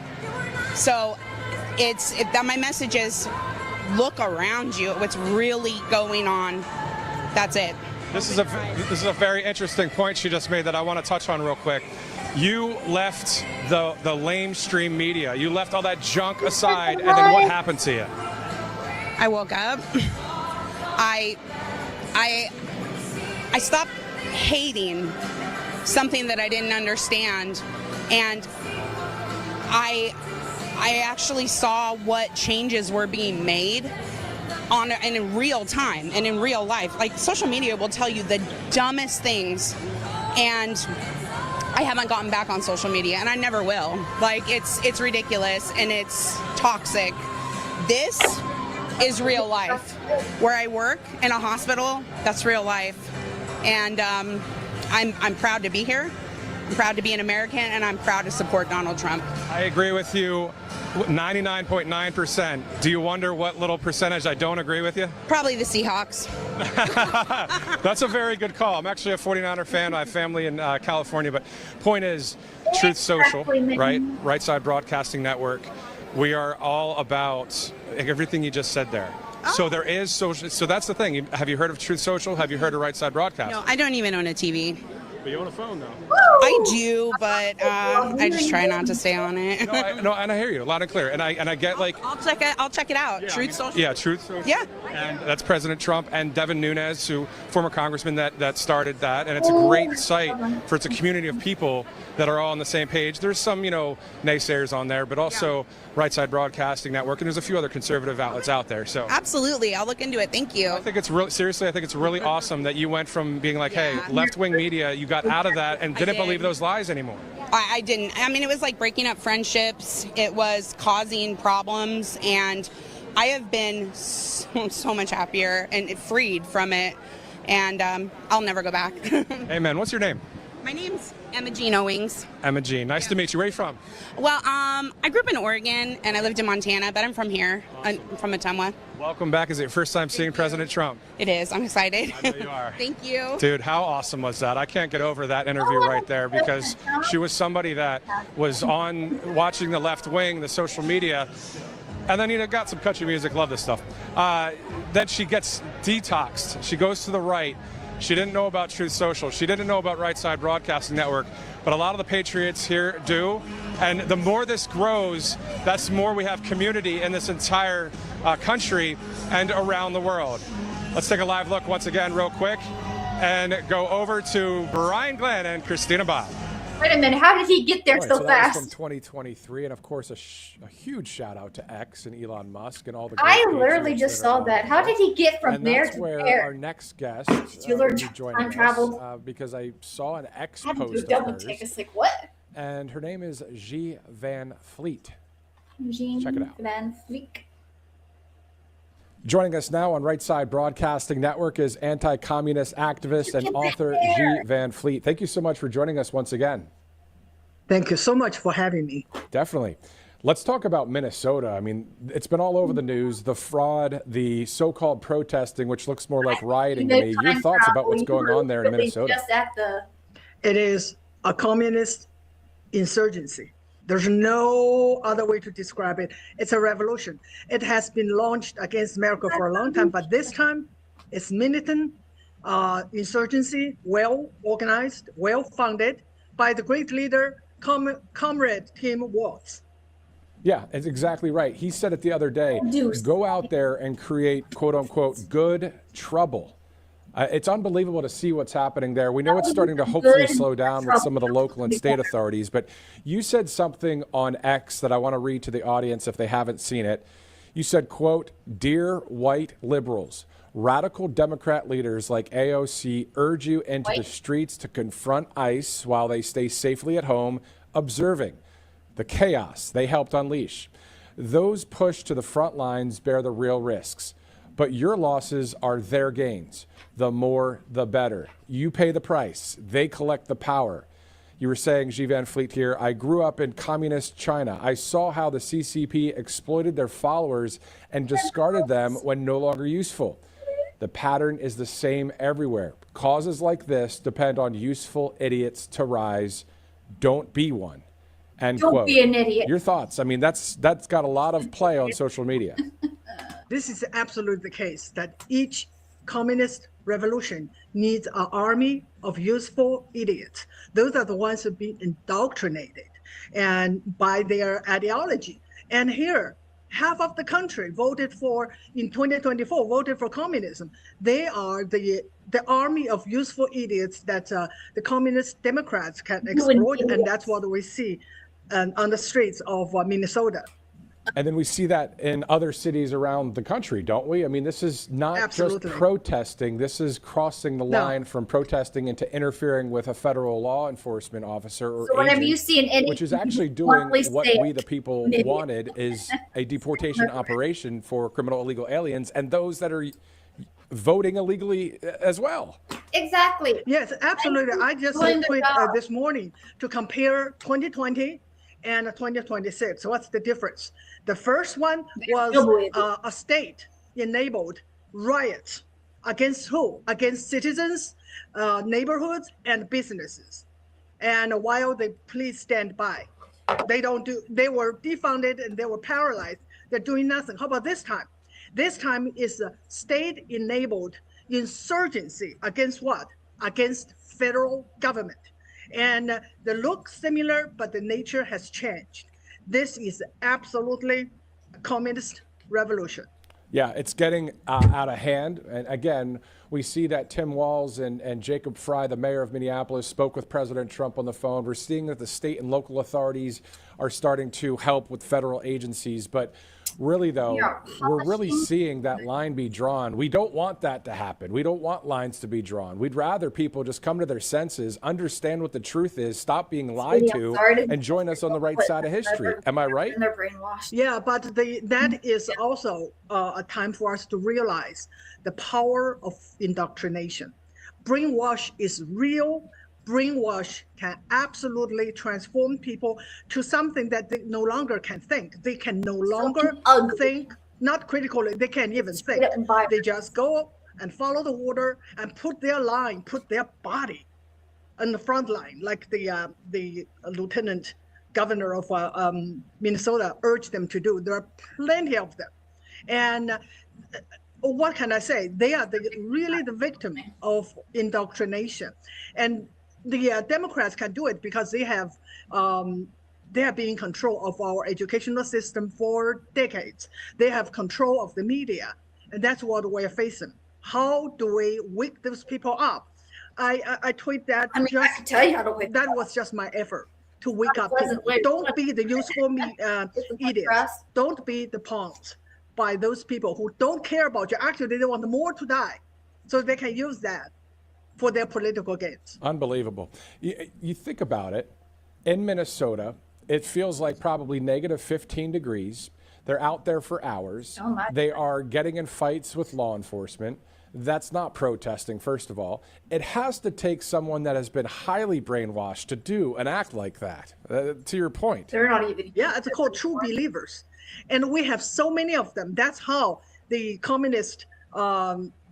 Chinese communists took over China. They have an army, millions of those true believers. Some died as martyrs, and they are the lucky ones. Those who didn't realize the dream, the so-called dream or the cause they fought for turned out into nightmares. And so that is something I really want to tell the liberals. But of course, but at this time, I think a lot of them don't even want to listen to anything. And you can put the facts in front of them. You can show them the history. Yeah, it's very challenging. Absolutely challenging. It's so. I don't know what the word is, but I can't believe what I'm seeing out there in some cases. But what the people that follow you, G Van Fleet on X right now, they get awareness from you. They get insight because, again, you went through communism in China and got away from it. That's why you're speaking so loudly about it, right? Yes, absolutely. I don't want this to happen to America, and it is happening. That's why I really want to wake people up. We have to stop it. And otherwise, we turn into a communist hellhole. And it will if we don't stop it. Anti-communist activist and author G Van Fleet, can you talk to us about the new book that you have out there as well? Thank you so much. Exactly, Today is the launching day of my of my new book. And this, I think it's a very, very important read. In it, actually, I talked about a lot about American useful idiots who helped China to win a victory, take over China in the 40s, 30s, and 40s, and continued their work to make China, the communist China, our worst nightmare, the most powerful threat we ever faced. And those idiots are called by the CCP old friends of the Chinese people. And in my book, find out who they are, find out why and how we get to where we are. It's not because that CCP was so strong and the CCP was so wise. No, it's because we have plenty of useful idiots here helping them. That's why the title, it's Made in America.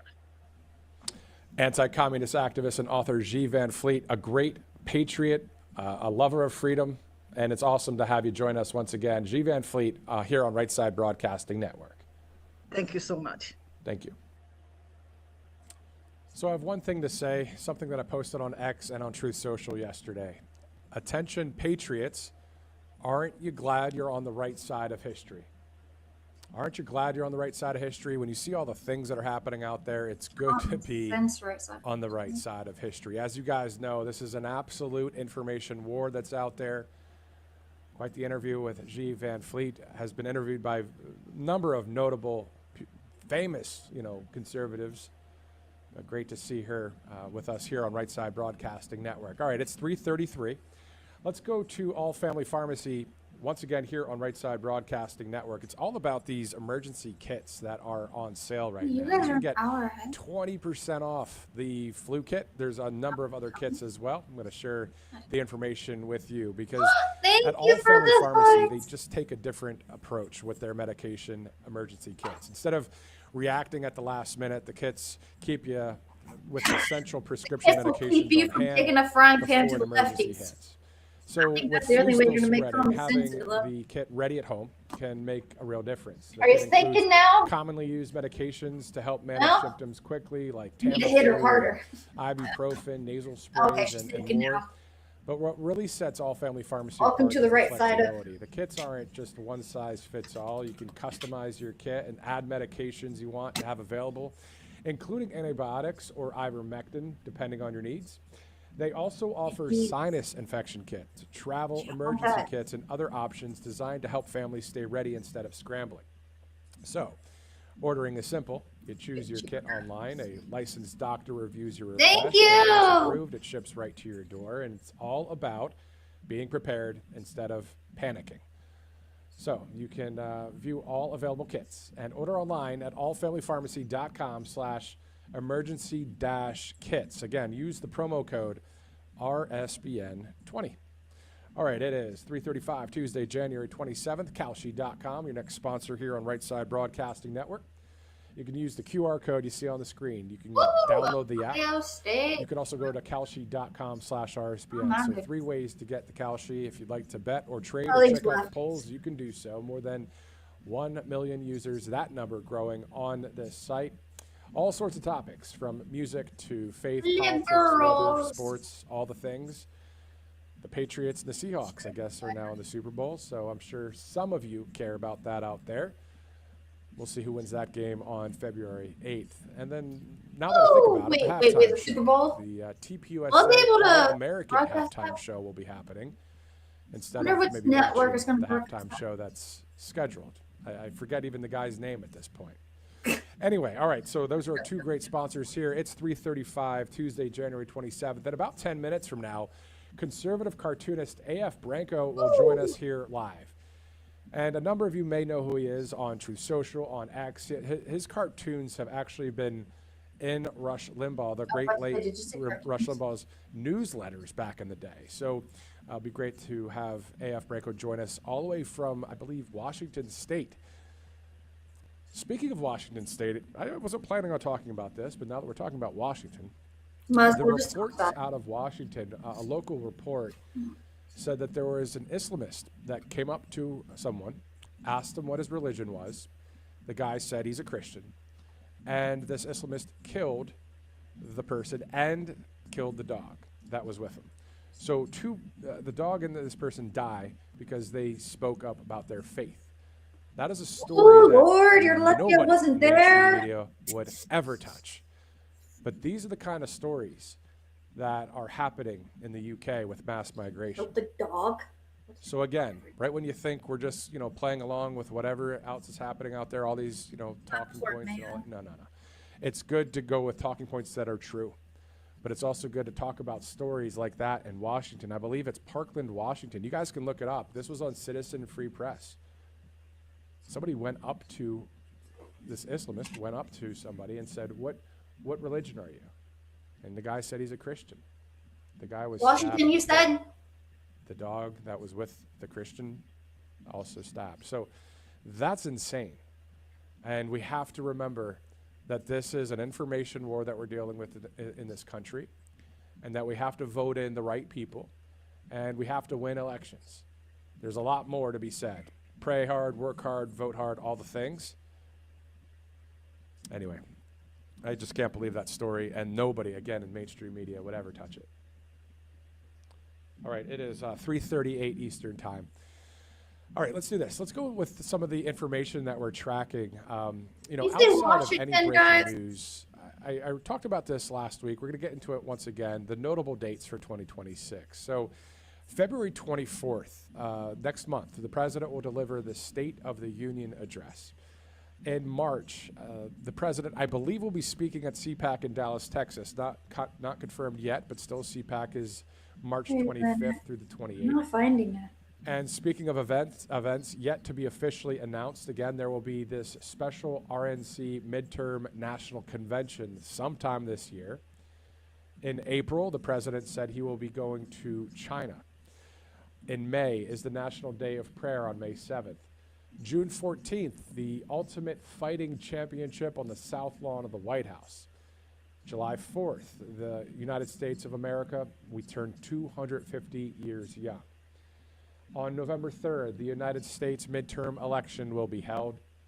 And then AmFest to wrap up the year, December 17th through the 20th I in found Phoenix, it. Arizona. I'm good at So finding stuff. a lot to be looking forward to. And, you know, that's, again, outside of any breaking news coverage.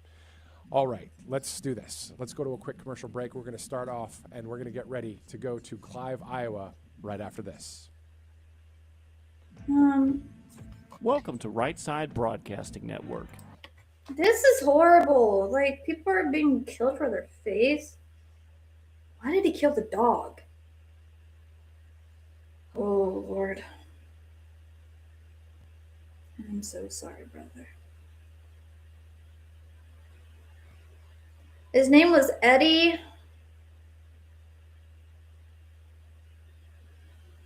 The victim, identifying some reports as Eddie, and his dog were seriously injured but survived. Didn't you not say they died? After receiving emergency medical care. Alright. Police located the armed suspect 2 hours later.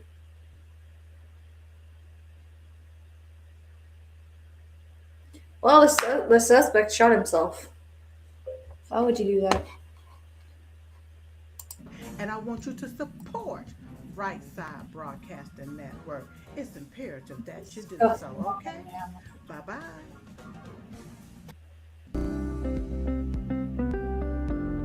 allfamilypharmacy.com/RSBN. You can scan that QR code now, RSBN10. That is the code, easy to remember, for 10% off. This is ivermectin, hydrochloroquine, antibiotics that will save you and yours from bacterial and viral infections, NAD+, and much, much more. 200 essential medications and emergency medical kits, the meds you trust delivered to your door.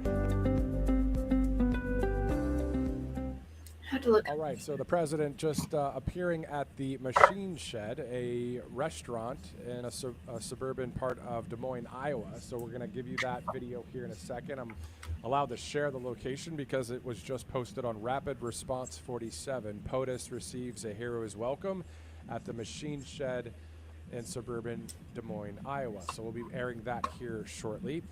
In the meantime, before we get to our next live guest here on Right Side Broadcasting Network, of course, we're going to go to Clive, Iowa for the kickoff to President Trump's midterm campaign push, as there are many races across the nation that are key to carrying out President Trump's agenda. Later this year, as I mentioned earlier, there will be that RNC midterm national convention. The location, the date, the time yet to be announced. And of course, you can catch all of your election coverage right here on Right Side Broadcasting Network and within conservative media. Always good to have this option now instead of the fake news that's out there. As for today, the Commander-in-Chief is scheduled to deliver that speech, as you see at the bottom of your screen, at 4 o'clock at the Horizon Events Center in Clive, which is just west of Des Moines. We're told the president will give remarks on the economy and affordability, touting economic achievements over the last year, specifically low inflation, low gas prices, the many investments pouring into the country, grocery prices heading in the right direction, and we're told there will be a shout out to the American farmer, of course, in Iowa, and the American farmers across this country, and a big shout out to all of you. Thank you for what you do. And prior to that, again, we're told the president has made this stop now at a restaurant, a local business there, and we'll be airing that here in just a minute, at least that 1 minute clip as we continue to scour the social media feeds for that information. God bless in case you missed it, for those of you just joining us, the Iowa state motto is "Our liberties we prize." So our liberties we prize, and our rights we will maintain. Let's go one more time to Iowa Senator Chuck Grassley, who had this to say about President Trump's visit to Iowa. This is clip 1. Again, I'm Matthew Alvarez. Thanks so much for watching. We're going to see the president here within the hour. Let's take a look at the statement from the Senator Chuck Grassley. I really want to thank President Trump coming to Iowa. And I want to say thank you for the times he has come to Iowa to support me.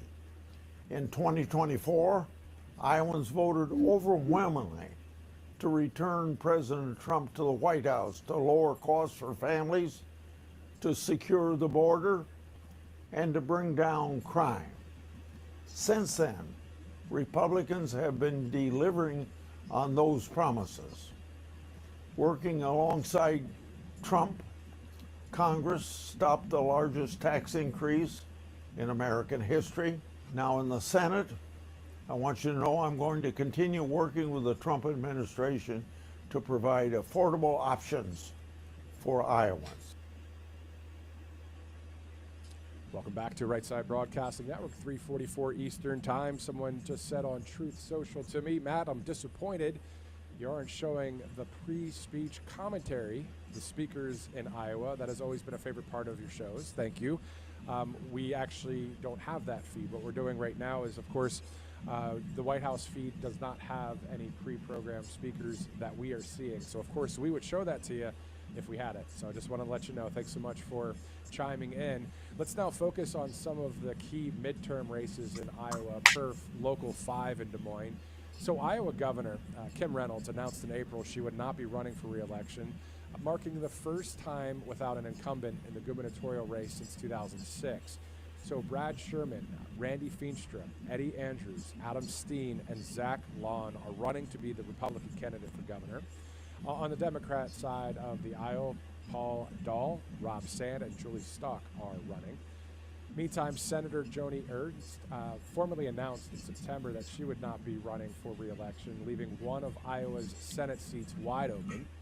So the Republicans vying for that nomination are Joshua Smith, Jim Carlin, and Ashley Hinson. On the Democrat side, Nathan Sage, Zach Walls, Josh Turek, and Bob Kraus are running for the Democratic nomination. Okay, so let's do this. Let's go now. It's 3:45 on the East Coast, 12:45 out there on the West Coast. Speaking of the West Coast, conservative cartoonist A.F. Branco is joining us from Washington State. Sir, thank you so much for joining us here on Right Side Broadcasting Network. My pleasure, Matthew. How are you? I'm great. You know, I hope you're doing well. You didn't get any of the wicked weather, did you? Did not. Okay. Did not. I hear it's pretty bad back east, but we're pretty calm here. Yeah, definitely. I mean, sometimes I know it's some people say it's always raining in Seattle and part of that state, but I've been there. True. It's not always happening. No, it's not always happening. Let's go over a few of the cartoons that you recently posted out there. Let's look at the first one. I'm seeing a beehive of sorts, or a wasp's nest. It says ICE, and then it has the media television camera, and it says wait till they respond to start filming. Let's go over that one. Isn't that what's been going on for quite some time? Basically, yeah, the mainstream media, they rarely show the issue or the problem from the beginning. They like to start right when the police are starting to hit somebody or hitting somebody or tackling somebody. They never show them being attacked. I know they do sometimes, but they always try to fit that narrative that ICE is bad and here's why. And that's where they scope their cameras. They fit it right into that section to cut out the rest. This is why I like conservative media, and I like conservative cartoonists like yourself, because look at this angle that we have. It's what is actually happening. It's the inside baseball of what's been happening out there. Let's shift over to the second cartoon out of the three that we're going to take a look at, and then of course I want to ask you a few questions about the country and what you're thinking about when it comes to places like Minnesota. We can go to that second picture there, guys. As soon as we get that up, we'll continue on. This one says from the MLK Jr. Memorial statue, which I've seen. My wife and I have seen that statue there in D.C., saying, judge not by the color of their skin, but by the content of their character. And then you have, what is that, Biden there? And then the donkey is saying, white supremacy, threat to democracy. I mean, is that not the truth, too? That is the truth. That's exactly what they're saying. MLK, he spoke those words, but those words have no resonance today.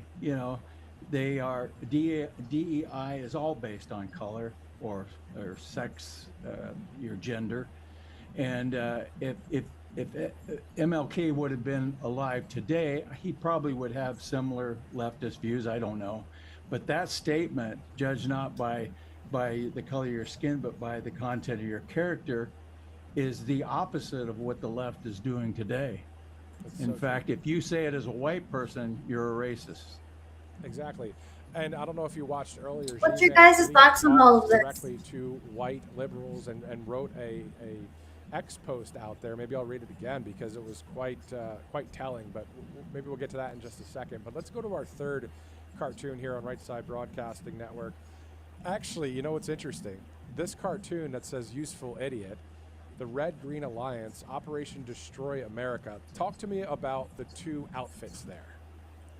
Well, you have the communists, the left, and you have the Islamic forces that are here in the United States, Muslim, Islamic, and they're actually two opposing forces, but they've teamed up to destroy the country.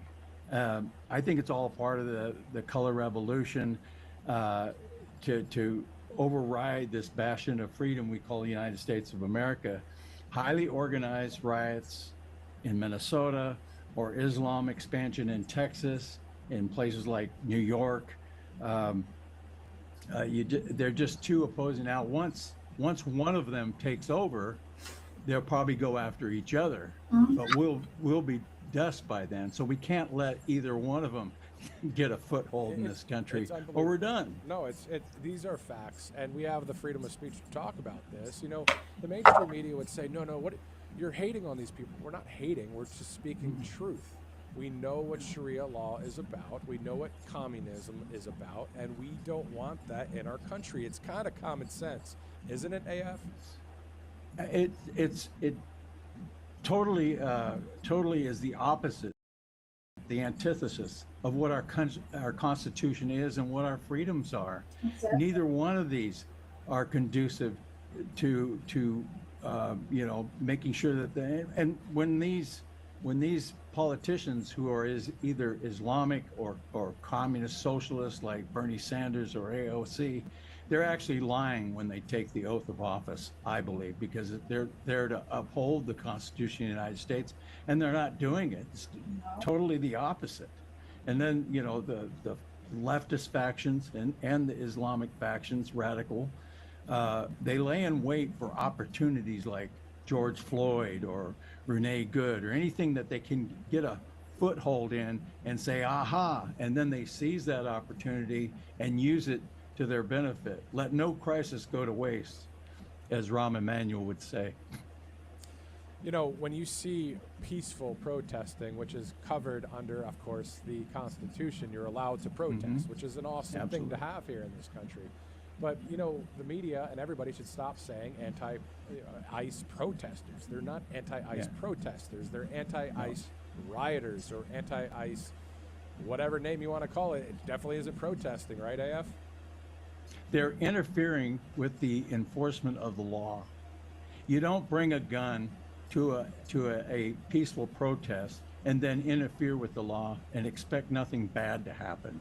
You don't bring a 4,000-pound vehicle to a peaceful protest and interfere with the law and expect nothing to happen. And that's all they're doing. They're interfering with law enforcement to get some of the worst people in our country out. Pedophiles, murderers, thieves, the worst. And I don't understand. They have to be very brainwashed, and there has to be another force funding all of this for these people to be this deranged to go after ICE, the ones who are trying to protect citizens. Exactly. And it's very disturbing. It's negative. But I do have some good news. I've seen reports that the poll numbers are in Trump's favor as far as ICE goes. I mean, it's way up over around 60% of the American people want Trump to do what he's doing. They want illegal immigrants out. And not only that, so criminal, illegal, alien, I guess it's same, criminal and illegal, it's a crime, right?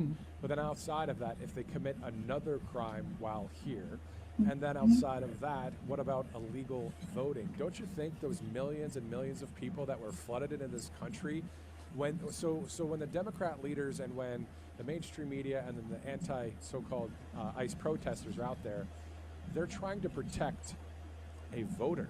aren't they? They're trying to protect the voter, but they're also trying to protect, an illegal voter. They're also trying to protect the census, because that determines how many people are elected to the House, depending on how many people, and they count illegal immigrants. I don't know why you would count illegal immigrants that have no voting, or supposedly no voting power, in the census, to where you get people like Ilhan Omar or a lot of really leftist type people in this, and they've concentrated a lot of these people in these areas so they get more representation in the House. And I think that's wrong, and I wish they would do something about that before the next election. I'm curious. So they don't have that. Yeah, I'm curious to see how many people, just in Minnesota alone, are there illegally. Just one state out of the 50 in the union. What a shout out. I think that. What's that? Yeah, I think that's going to be. When they discover all the rampant fraud that's going on, not just in Minnesota, but California, Michigan. You look at all the supposed blue states, and I have a hunch it's just as bad as Minnesota. Let's talk about eastern Washington State, eastern Oregon, and then let's lump in Iowa in that, because I'm sure there's a ton of farmland in Oregon, Washington. We know that in Iowa. But the people that are in these areas, if you look at the West Coast, you look at Portland and Seattle, but then the east part of those states, isn't there a movement in Oregon to separate from Portland, to join Idaho? I know that there's a section in California that want to join Idaho. I think Oregon, parts of Washington. But if you look at all these states, they're entirely red, except this little patch of blue cancer that's up there in northwest Washington, or right around Portland. You have this patch of blue cancer there, and they determine what the rest of the state is under their rule. So it's same with California. You look at a lot of California, it's red except for these little patches of blue cancer.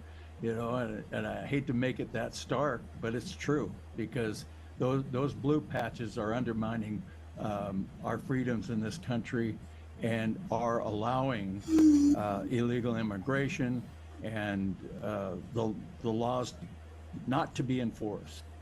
Let's get back to the Midwest when it comes to Iowa and Minnesota and also Illinois. Did you see that Brandon Johnson, the mayor of Chicago, the other day, calling for the abolishment of ICE? He went out there while it was snowing with a number of people. I mean, talk about brainwashed. Brainwashed. This is actual insurrection. They want to talk about January 6th as an insurrection. That wasn't an insurrection. That was a disturbance compared to what the Democrat politicians are pushing this violence. They're responsible. Waltz, the AG Ellison, and Ilhan Omar, all of these people, the Chicago governor and the mayor of Chicago and the governor of Illinois, are all pushing for this violence. This is real, true insurrection. It's I can't believe that it's gotten this far, but I think it's purposeful. I think they're really trying to do it. It's organized. Somehow they think they're going to benefit politically in the long run. That's why I thought that Trump by now would have put in the Insurrection Act. But I'm not president, and I don't know what he knows. And, but you are an American citizen, an everyday American just like myself, and we have a voice to speak into the country right now, things like that. I mean, a lot of people are saying, invoke the Insurrection Act. Now, the latest development, of course, is President Trump spoke on the phone with the governor and the mayor of Minneapolis. And then last night, outside that one hotel, there was a number of federal ICE agents staying in the hotel. A number of protesters showed up outside. But the local and state authorities showed up and started to arrest those protesters. So there's been a little bit of a turn around the corner that might be for the better, but people have a number of different opinions about all of that as well. But let's shift over to securing our elections as we await some feeds from Iowa. Of course, we also know that the president is in Clive, Iowa. at one of the restaurants there. We're going to take a look at that video as soon as we get that ready. But let's talk about securing our elections and also what's really at stake in your mind, sir, when it comes to the future of the United States of America. We have to, in my opinion, we have to do something about voter ID. We have to do something about these mail-in ballots, and we have to do something about these machines. We know that a lot of these machines, they used them in Venezuela, which they used to overturn a pretty healthy country and turn it into a Marxist nightmare and dictatorship. So we don't want that to happen here. You know, France, they went to paper ballots, same-day voting, simply because they felt there was too much opening for fraud in the machines and too much opening fraud in the mail-in voting. So, I mean, even back as far as Carter and earlier, they didn't use anything other than paper ballots simply for that reason. It was too open for fraud, and we can see that in all these blue states. Washington used to have a Republican governor once in a while, but since mail-in voting, no, mail-in voting's we've been ruled by left-wing Democrats ever since then. Our last hope was, I think, Dino Rossi, where he won, and then they kept recounting the votes. They do a recount, he'd win again, they did another recount. It's almost like they find a stash of votes somewhere in a closet and they bring them out to see how many more they need, and they're already pre-filled out. It's ridiculous. Same-day voting, paper ballots. Securing our election, accountability, transparency, and I'll leave you with this, sir, your thoughts about freeing Tina Peters. Absolutely, I think that's a travesty. I don't know how. I just don't know how these officials in Colorado sleep at night, knowing what they're doing and knowing. I mean, they're letting out, these same kind of people are letting out violent criminals on a daily basis, rapists, murderers, thieves, and they stuck her in there when she was just doing her job. And I think it's, I don't know what you can do about it. I know they're trying to get her out, but that's my opinion on it. Many people agree with you. Conservative cartoonist A.F. Branco, thank you so much. Where can people follow your work? Well, they can go to Comically Incorrect. I'm on Twitter or X at A.F. Branco. That's A as an apple, F as Frank, B-R-A-N-C-O. I'm on Truth Social, the same handle. So thank you, Matt. Yep, thank you. Have a good day. You too. Thank you. All right, it's 4 o'clock, 4:01, Tuesday, January 27th, a live interview out there in Washington State, just talking about a number of national stories and politics and all the things. As we get ready to go to a couple of our great sponsors here on Right Side Broadcasting Network. Soon we're actually going to go to Clive, Iowa, where we have a video of the president stopping at one of the restaurants there, a local business, prior to his speech. So, Director, which sponsor should we go to at this point? Let's go to angelpace.com. We have, of course, the RSBN promo code to use there at angelpace.com out of Spring, Texas. And speaking of Texas, got hit decently with that winter storm. Angelpace.com, again, hires military veterans, a lot of great products there. All you have to do is go to angelpace.com, use the RSBN promo code at checkout. You'll get quite the discount. Great sponsor right there, Right Side Broadcasting Network. Sponsor Angel Paste. All right, let's go to Blood Flow 7 as well, one of our new sponsors here on Right Side. You know, as we get older, a lot of folks think it's normal to slow down, feel tired, and they just accept the cold hands and feet, sore legs, and low stamina as part of aging. But the fact is in many cases, the real issue guys. itself, it's actually just poor circulation Thank you for and low tuning in. nitric oxide. It's that tiny molecule that tells your blood vessels to relax and open up. So when nitric oxide drops, your blood can't move as freely, which means less energizing oxygen and nutrients getting to your heart, brain, and muscles. So that sluggish blood flow is why everyday things can start to feel harder and why you don't have the same get up and go you used to. And as we age, our nitric oxide levels begin to decline, but there's a breakthrough. This formula called Blood Flow 7 from Juvenant. Now, It combines a cutting-edge plant-based complex called S7. It's shown to naturally increase nitric oxide with this production, which helps sustain nitric oxide levels for steady circulation and endurance. So they boost and help boost nitric oxide by up to 230% in just a few hours. We're talking about this transresveratrol, hope I'm pronouncing it right, which supports healthy blood vessel function and cardiovascular health and bioparing.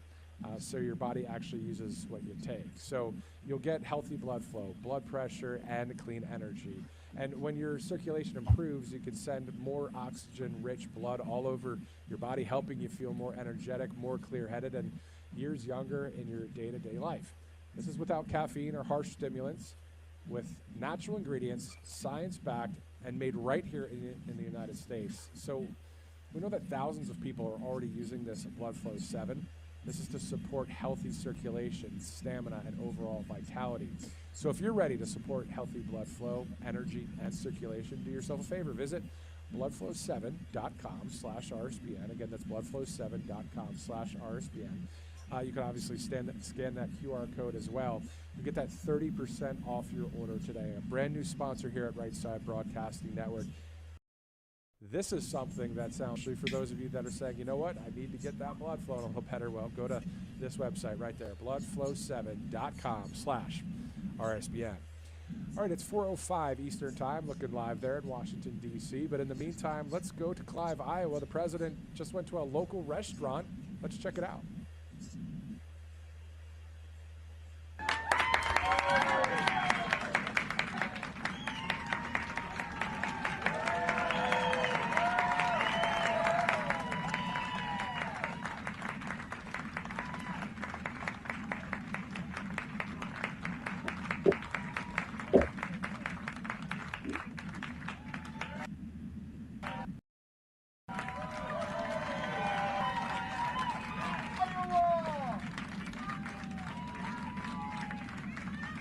What's up, President guys?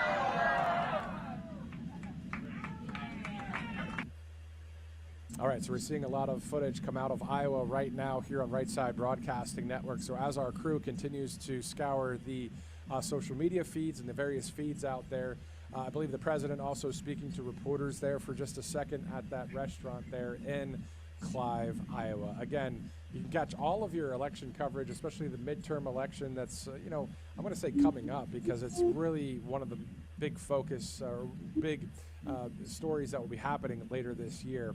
And of course, sticking with conservative media, the key to that, because really a lot of times in Maine, we know what happens over there. A lot of lies, a lot of false narratives, but what will really save the country moving forward, right? That's a question many people are talking about on X, on Truth Social. We talk about it here at the network when it comes to securing our elections, accountability, transparency, and freeing people like Tina Peters. There's a lot of things that we'd like to see as we, the people here on Right Side. All right, it's 4:07. Why don't we do this? We're going to take a quick commercial break. We're going to get some of those videos queued up for you so we take you back to Iowa. And then as soon as we see President Trump speak there in Clive, we'll take you there live. We'll be right back. Woo! More commercials. How's everybody doing? Everybody staying warm?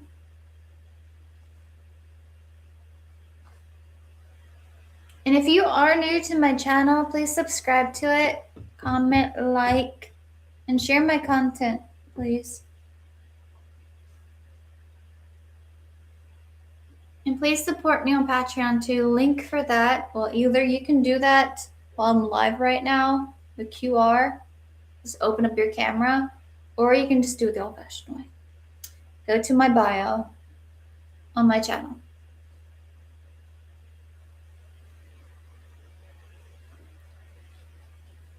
God bless you guys, and thank you for tuning in.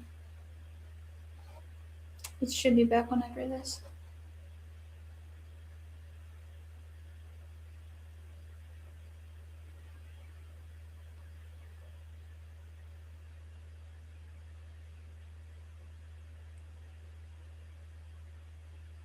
Right after the drugs.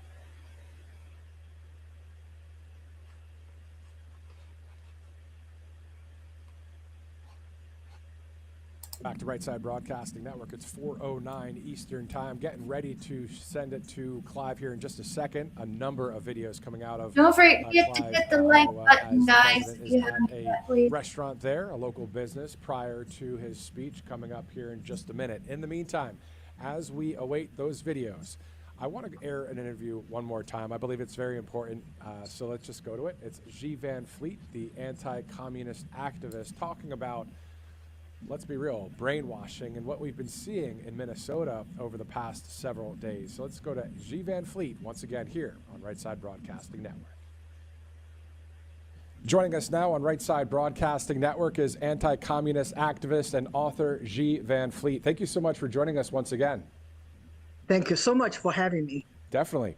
Let's talk about Minnesota. I mean, it's been all over the news, the fraud, the so-called protesting, which looks more like rioting to me. Your thoughts about what's going on there in Minnesota?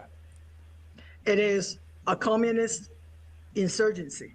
There's no other way to describe it. It's a revolution. It has been launched against America for a long time, but this time it's militant insurgency, well organized, well funded by the great leader, Comrade Tim Walz.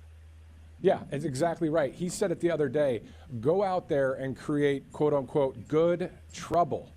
It's unbelievable to see what's happening there. We know it's starting to hopefully slow down with some of the local and state authorities, but you said something on X that I want to read to the audience if they haven't seen it.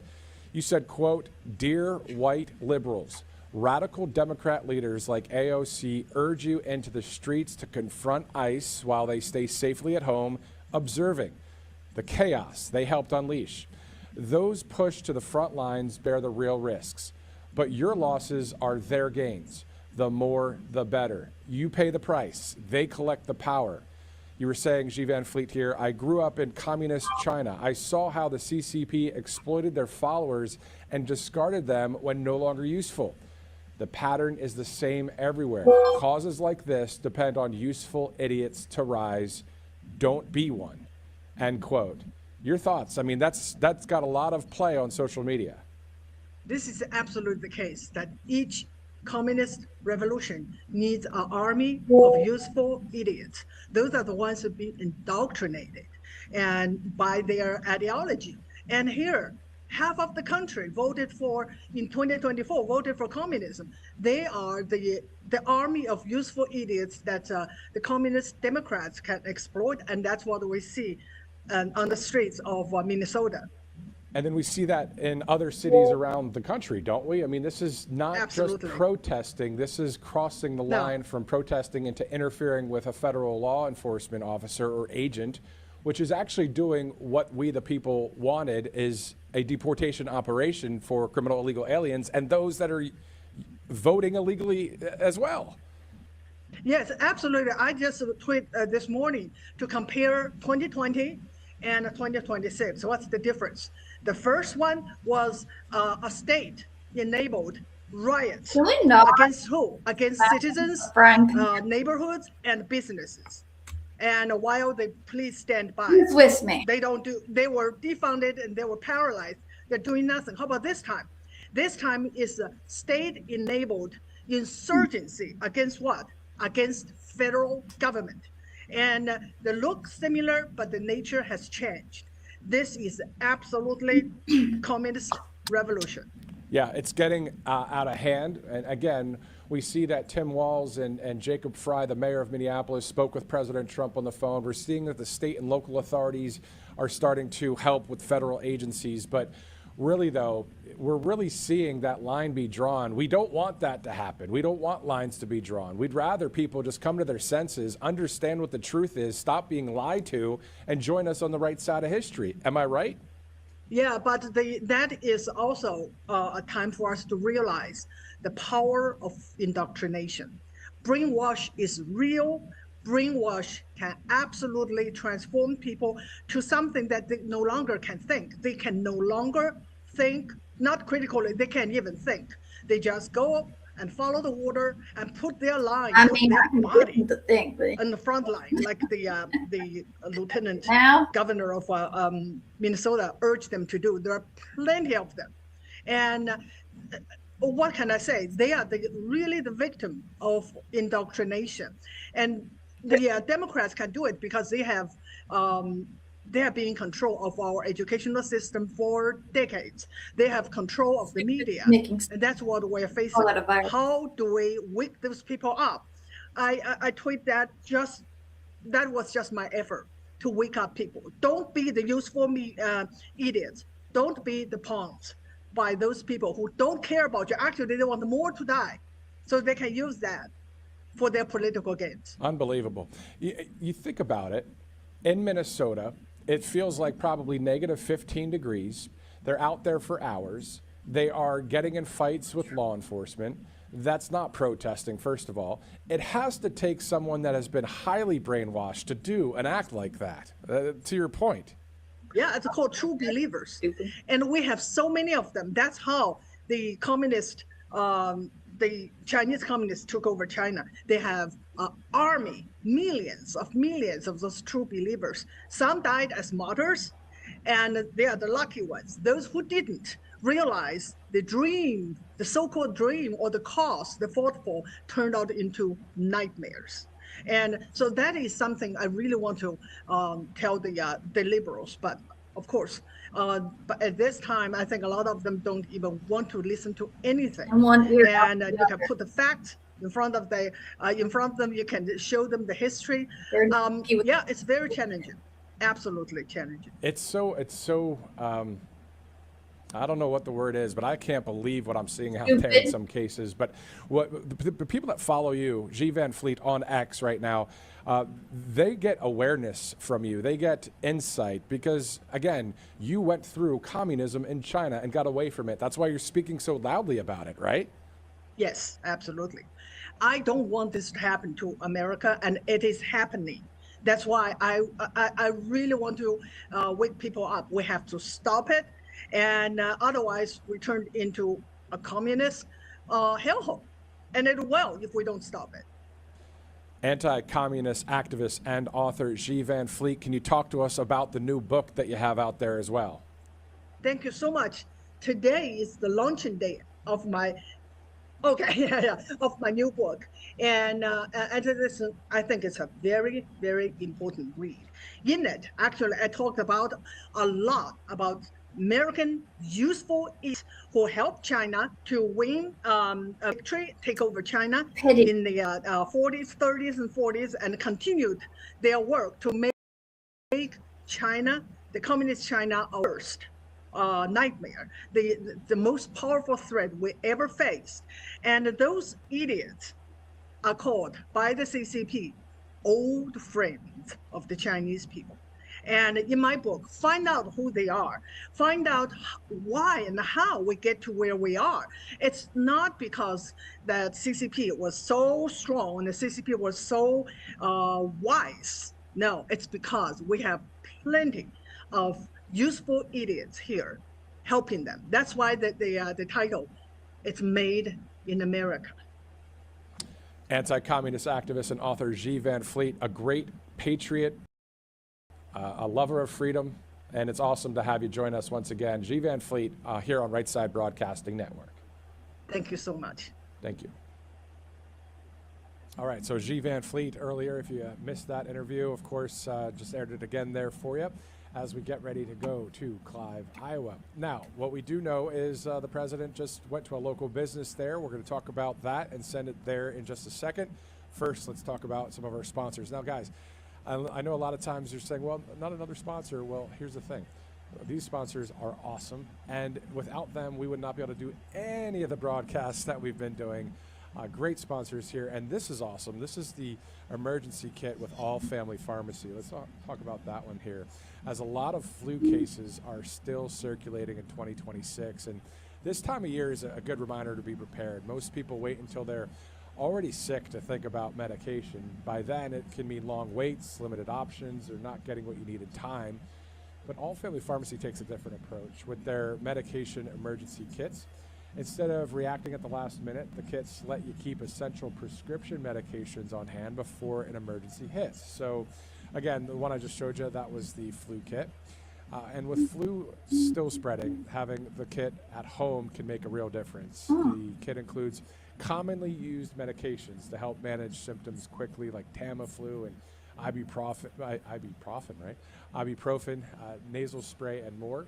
And what really sets All Family Pharmacy apart is their flexibility. The kits are not one size fits all. Now, they will come in this case right here, but inside, all sorts of different ones. A sinus infection kit, a travel emergency kit, and other options designed to help families stay ready instead of scrambling. So ordering is simple. You can choose your kit online.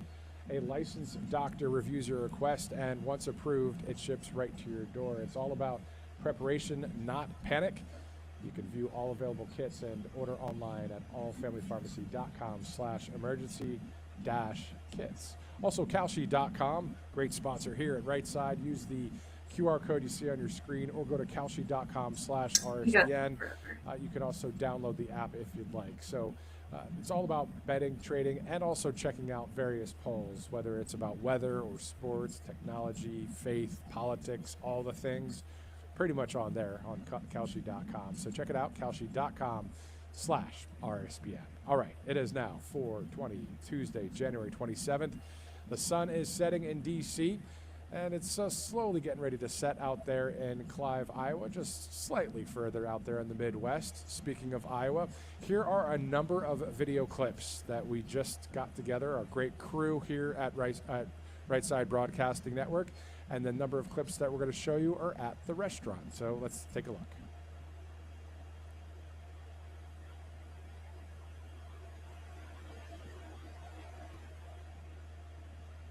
Remember, we secured the border.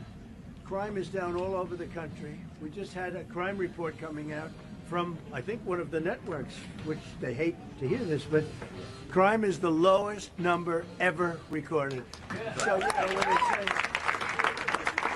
and we talk about Minnesota, but in Minnesota, you probably read, their crime is way down. You know why? Because we took out thousands of criminals out of Minnesota, and that's why it's good. So anyway, but we have Tom Homan is over there. We all love Tom. Yeah. And he met with the governor, met with the mayor. He's going to meet with the mayor, I guess, and it's going very well. But remember this, even Minnesota, their crime is down. And you know why it's down? Because of what we did. We took out thousands of criminals, career criminals, bad criminals, people that came in from Venezuela.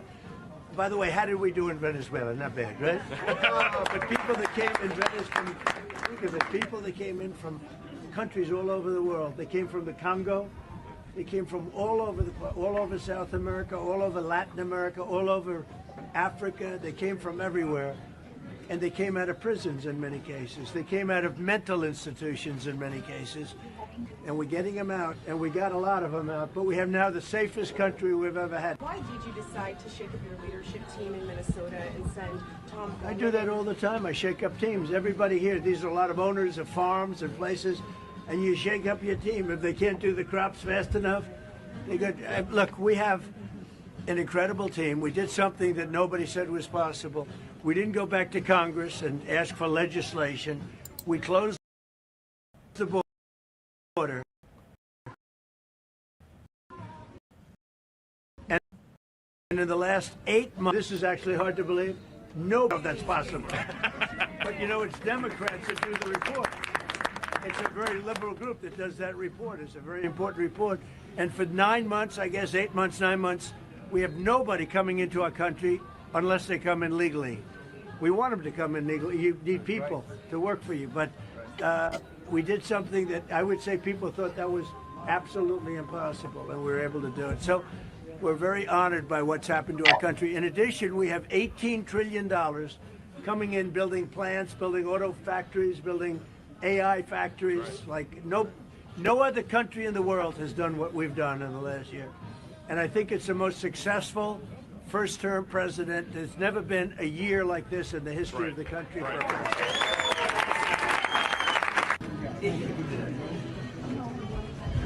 Picture on the tractor off road when you drove in. Oh yeah, really? Yeah, right. Big tractor, right?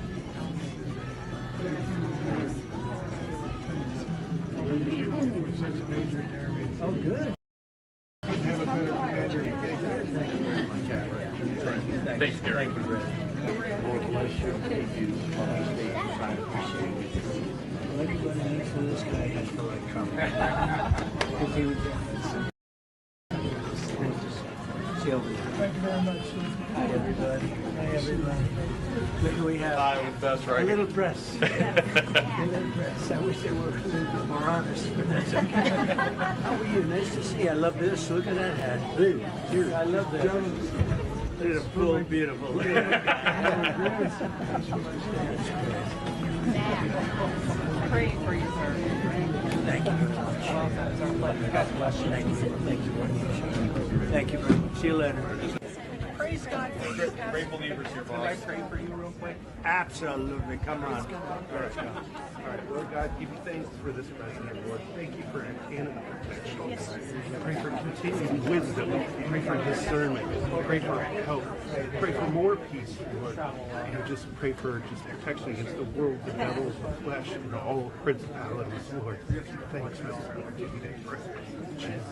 Amen. Amen. Amen. Praise God. Big, strong guy. Praise God for you. Right. All right, so some video there from Clive, Iowa, at a restaurant prior to President Trump stopping over at the Horizon Events Center. As soon as we see that feed, we'll take you there live. And you know what? I'll stop talking, and we'll hear from the President of the United States. So thanks so much for tuning in with us. Thank you very much. For those of you that have been here since 2 Eastern, thanks so much for live streaming in. And if you just joined us right now, my name is Matthew Alvarez. If you'd like to follow me on X, it's at Matthew US Media. We're on Truth Social. It's at Matthew Alvarez. If you'd like to follow Right Side Broadcasting Network, you can find us at RSBN for Truth Social and at RSB Network on X. So, looking live there in Washington, D.C., let's do this. We're going to go over a couple of our great sponsors here at Right Side, and then we're going to go to President Trump from a few hours ago, where he spoke with the press as he left the White House on his way to Iowa, for those of you that missed that. Obviously, standing by at this point, as the president scheduled originally to speak at 4 o'clock Eastern. Of course, usually, especially on various trips, the president will speak either at that time or maybe half an hour later or an hour later, depending, as he has a lot of people to be meeting, of course, and talking with before he actually takes the stage. So you can count on this, though. When he takes the stage, we'll air it here live, right here on Right Side. All right, let's go to a couple of our sponsors here. MyPillow.com/RSBN. Of course, the great Mike Lindell running for governor in Minnesota. Would I love to see that happen right now. I wish he was the governor, because Minnesota would be looking a lot better in certain pockets. To the patriots that are in Minnesota, man, I'm sorry you guys have to deal with some of those people that are brainwashed. I hope they can get detoxed and get on the right side of history. But anyway, that's beside the point. MyPillow.com, based in Minnesota as well. Great products there. $99.99 for the mattress and topper sales. So there's a lot of other great sales there. But use the RSBN promo code. That will get you quite the discount as well. All right, let's go to our next sponsor here on Right Side Broadcasting Network. That is Blood Flow 7. As we get older, a lot of folks, of course, think it's normal to slow down and feel tired, and they just accept cold hands and feet and sore legs and low stamina as part of aging. But in many cases, the real issue isn't age itself. It's the poor circulation and the low nitric oxide. It's those tiny molecules that tell your blood vessels to relax and just open up. I feel like we need to have like a kind of a prayer and meditation session here. Just chill out.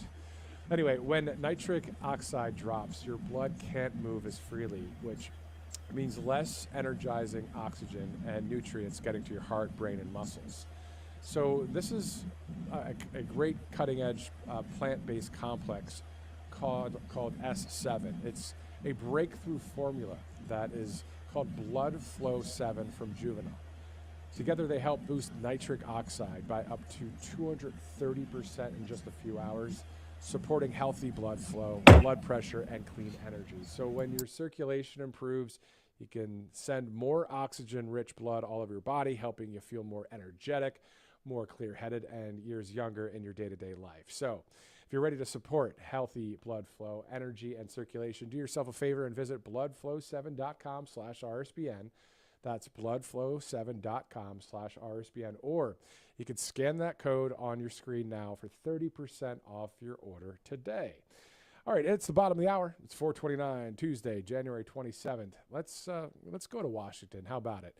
As we await the live feed from Clive, Iowa, let's return to President Trump as he spoke to the press on his way to the Hawkeye State. Mr. President, had a great conversation with the highly respected president of Syria and all of the things having to do with Syria and that area working out very, very well. So we're very happy about it. Tom Homan is in Minnesota now. He's meeting with the governor, with the mayor, I think later. And I hear that's all going very well also. I'm going to Iowa. Some of you are coming with me, but I'm going to Iowa. And what can I say? The economy is good. It's all good. Prices are coming way down. And we have a lot of very positive news.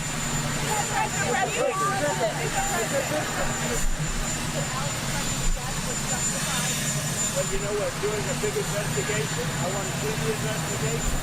I'm going to be watching over it. I want a very honorable and honest investigation. I have to see it myself.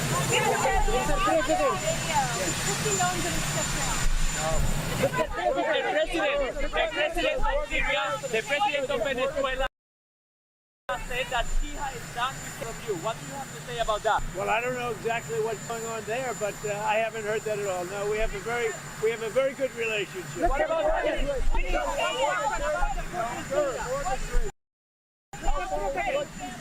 how far would you like to see mortgage rates drop to? I'd like to see interest rates go down.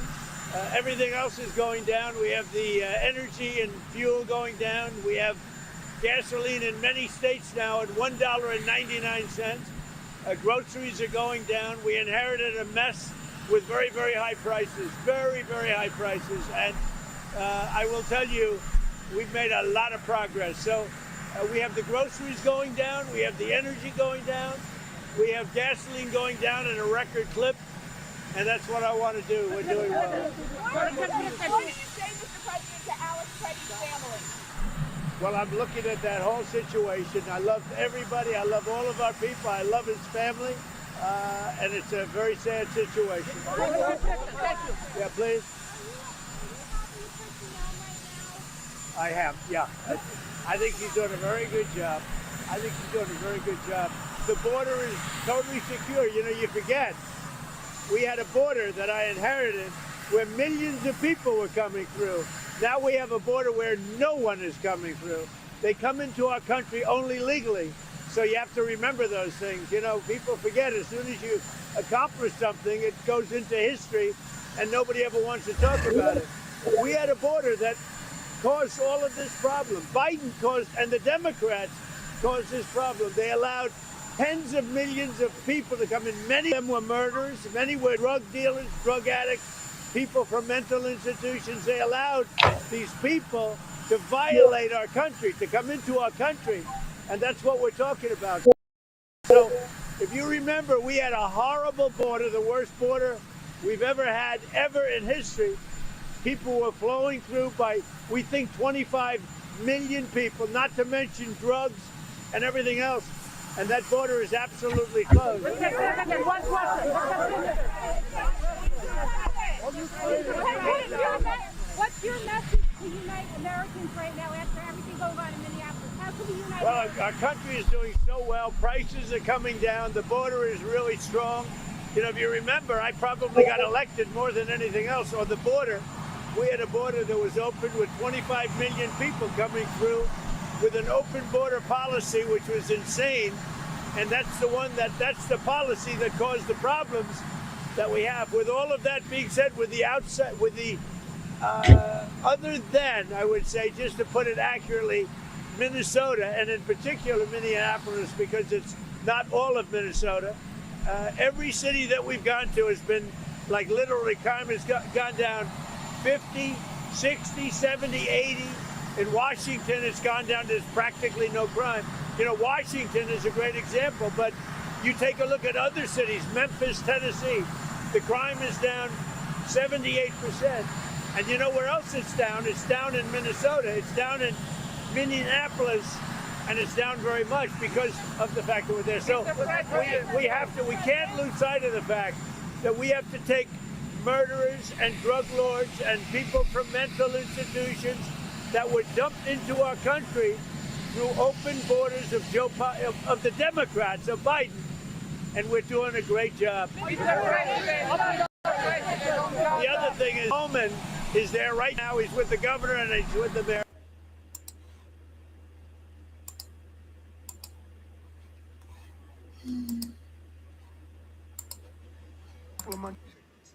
A few months ago, you said a year ago you were a dead country. Now you're the hottest country anywhere in the world. He said, I can't believe it.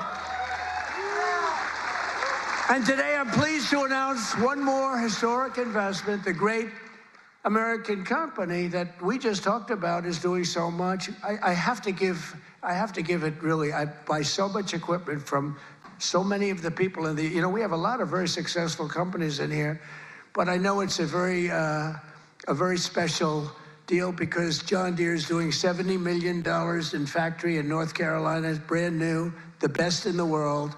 And I think it's going to pay off very, very big. And if it doesn't, I have nothing to do with it. But if it does, I'm going to take full credit. But what it is an excavator factory, as I understand it. And it's going to be the only excavator factory. In other words, excavators. We all know I love those excavators. Believe it or not, I know a lot about them. We don't make them here. This is going to be the only excavator entirely made in the United States of America. So that's good. That's good. I love it. I love it. It's great. And they'll all come. I hate to tell you, but they're all going to be coming too. You're going to have some competition, but you'll be ahead of them. If congressional Democrats had their way this year, would right now be facing the largest tax hike. So they wanted to give you, this is what I was running against, the largest tax hike in the history of our country. I wanted to give you the largest tax cut in the history of our country. And if they won, this country would be cratering right now. It would be cratering. So I've cut a record number of job-killing regulations. The reason our job numbers are so good, and remember this, I've cut hundreds of thousands of federal jobs. Now, if I didn't do that, our numbers would be even more through the roof. Or I could get them. You know what they do? In order to have decent numbers, they hire 1 million people. You hire 1 million people, all of a sudden you're down to 3.5%. We don't do that. We get rid of that job where you have 10 jobs for you have 10 people for every job. And they are all now, and they hated me. They hated me. Now they love me. You know why? They all got jobs in the private sector, making twice as much money as they made from the federal government, sometimes much more than that. So a year ago, they hated me, and now they love me. But it includes dozens of burdensome regulations that were crushing our amazing farmers. We love our farmers. We won this thing. I think. All right. Not exactly sure what happened there, but it looks like this feed just went to color bars for the time being. So obviously President Trump there speaking in Iowa, saying that his win in Iowa was like a rocket ship, bolting him back to the White House. So we're going to work to try to get that feed right back up so we can hear the remainder of this speech. So sometimes that is what happens in TV. We did hear from Ashley Hinton, Zach Nunn prior to that, to representatives, to Congress members, lawmakers speaking ahead of the president. This is a campaign-style year ahead of 2026 of what we're expected. So potentially it could be on social media. We're trying to pull it up from those different feeds here on Live Now from Fox for the time being. But still in color bars right now, not exactly sure what happened, and it just popped back up. Let's listen back in to the president. It can only happen to me. But I repealed the Biden's EPA ridiculous water restrictions to keep federal bureaucrats off your land and out of your business. That was a big one. That was a big one. I terminated the so-called diesel exhaust fluid requirement. You know what that is? Saving family farmers more than $1 billion a year. And we're going to do a lot more. We're going to do something on tractors. You know, they never took we did it with cars. We took all that nonsense off the cars. You couldn't start your car. You'd have to go to MIT to get somebody to fix your car with all the crap they had on it in order to save a quarter of a glass of this much little tiny bit of gas. These people are crazy. And I'm going to do that, I think, for tractors, too, because we're going to get the tractors back where you don't have to be a PhD in order to start your tractor, in order to keep the environment clean. So much nonsense. I think it makes the environment dirty, actually. And very importantly, on day one, I kept my promise to the people of Iowa and abolished the insane electric vehicle mandate, which would have obligated you to go out and buy an electric car, but it would have obliterated a thing called ethanol. Do you like ethanol? Is it big? A lot of people are asking me about ethanol. I don't know. Do you want me to do something with ethanol? Maybe. After years of the United... That winning feeling you love? Bring it everywhere you go with the Hollywood Casino. The farmers of our country, like no other president has ever, no other president has done this. I mean, no other president has done this. I could have had an ACC presidency. I'd probably have this little piece of ear back, you know? Could have it, and I wouldn't have to listen to lunatics like this up there. I wouldn't have to listen. Isn't that nice?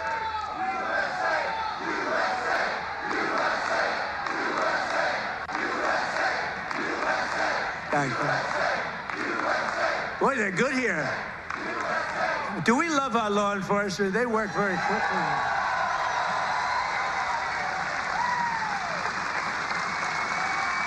But under Sleepy Joe, we had the largest trade deficit in world history. But in 1 year, I've slashed our gaping trade deficit by a staggering 77%. How about that? What about that? That's pretty good, right? 77. Nobody's ever seen that. You know, if you slash your trade deficit by 1%, you're like a genius. They say, oh, he's very electable. He's not so electable. I did 77. I did something else, favored nations on drugs. We now are paying the lowest price anywhere in the world for drugs. In other words, we're matching favored nations. It's called most favored nations. Every other president tried for it. They didn't try very hard. They didn't get anything. I got it done. I got all the nations to agree. You think that was easy? I said, if you don't agree, we're going to put tariffs on you. They said, we agree. We agree.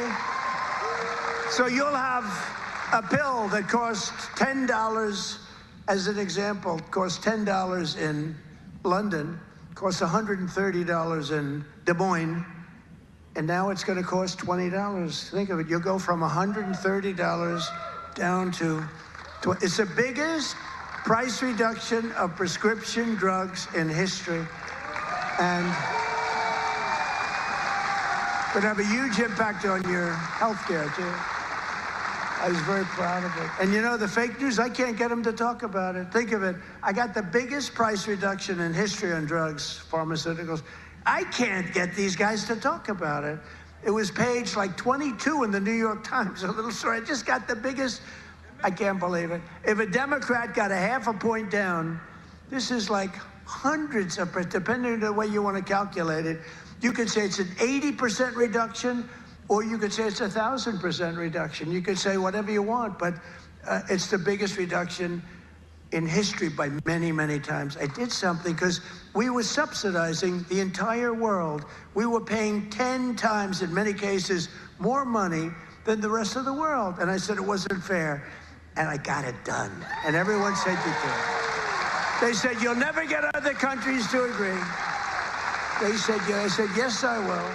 They said, you'll never get the other countries to agree. I got the drug companies. That was not easy, I want to tell you, but that was not so bad. But they even told me, we'll agree to it, but you'll never get the other countries. I said, 100% I will. Why wouldn't I get them? And I called Macron of France. I said, you got to double the price of your drugs. He said, no, no, no, I will not do that. What was the story with his glasses the other day? What the hell was that all about? But anyway, but I got them all. I don't want to go into a long story. Bottom line, I said, I'm going to increase tariffs by 25. I'm going to charge you 25% tariff if you don't do it. They said, we will do it. We would be, why don't you ask? We'd love to do it. So I got something done that no other president could have gotten done, and no other president, I don't even think they tried, you want to know the truth. Do you think Biden was thinking about it? He just was thinking about how the hell to get off the stage. Remember, the guy could never find that. You have so many ways. You can jump off the front if it really gets... You got stairs all over the place. The guy could never find his way off the stage. This was not a good sign. But I made new fair trade deals with countries covering half of all U.S. trade.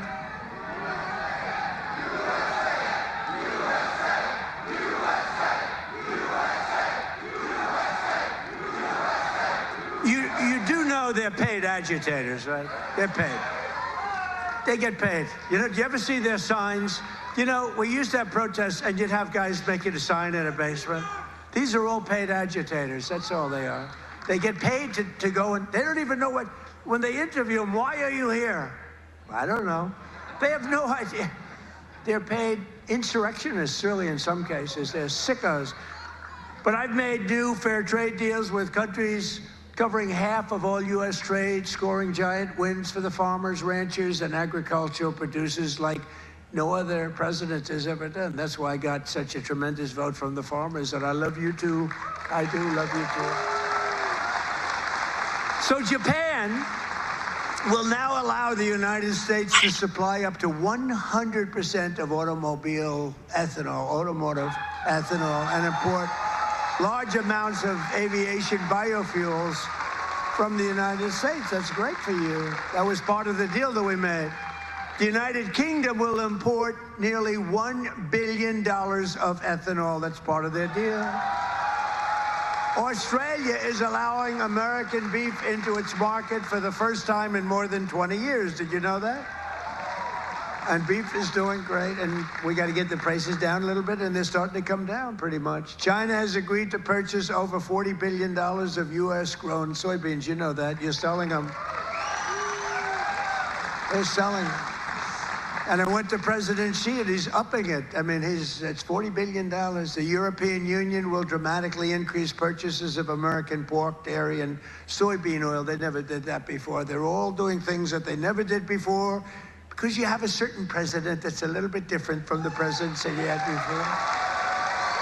And nations from Cambodia to Thailand to the Philippines and Indonesia are eliminating all trade barriers to agricultural products. Your agricultural products had trade barriers that didn't allow them to be sold in countries that are now saying, oh, please, we'd love to accept your product. So that's great. It's going to be, you're going to see it starting to kick in now for the farmers. And to further help our farmers recover from the really a catastrophe of the Biden years, what a period of years that we had. We had a country that was just dead. We had a country that was just not respected by anybody. We had a guy who didn't know where the hell he was. Do you think he worried about his farmer at night? No. He just wanted to go to sleep. This is what we had. This is what we had in our fake election. We recently issued $12 billion in farm relief. We gave them because you were screwed. by other countries. I said, how much is the number? To our great Secretary of Agriculture, Brooke Rollins. She's doing a great job. I said, Brooke, what's the number? And she said, $12 billion. And I wrote a check for $12 billion because we have so much money from the tariffs coming in. So you couldn't have done that before. We're a rich country now. I hope we win that Supreme Court case. You know, we have people that are China-oriented. They have people from literally that very China-oriented and foreign country-oriented trying to stop that. But we'll get it done one way or the other. We're going to do it. If we have to do it a different way, we'll do it. But we're taking in hundreds of billions of dollars. We're doing amazing. Nobody can even believe it. Foreign countries cannot believe what's happened. They're studying us, but it won't work. But I'm also working hard to expand your markets domestically. And in the campaign, I promise to support E15 all year round.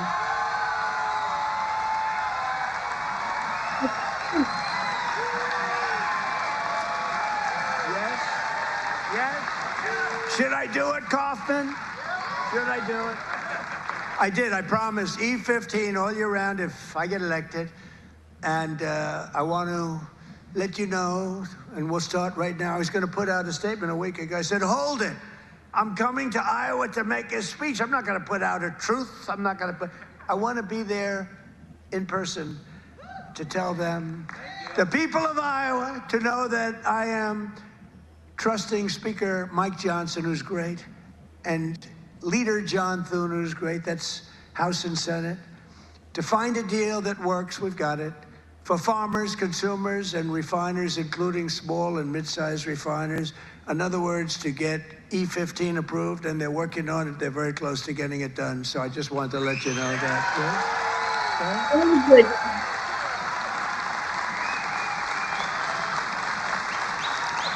And China will be sending me a bill very shortly supporting year-round E15 to my desk very quickly, and I will sign it without delay, okay? I hope you remember us for the midterms.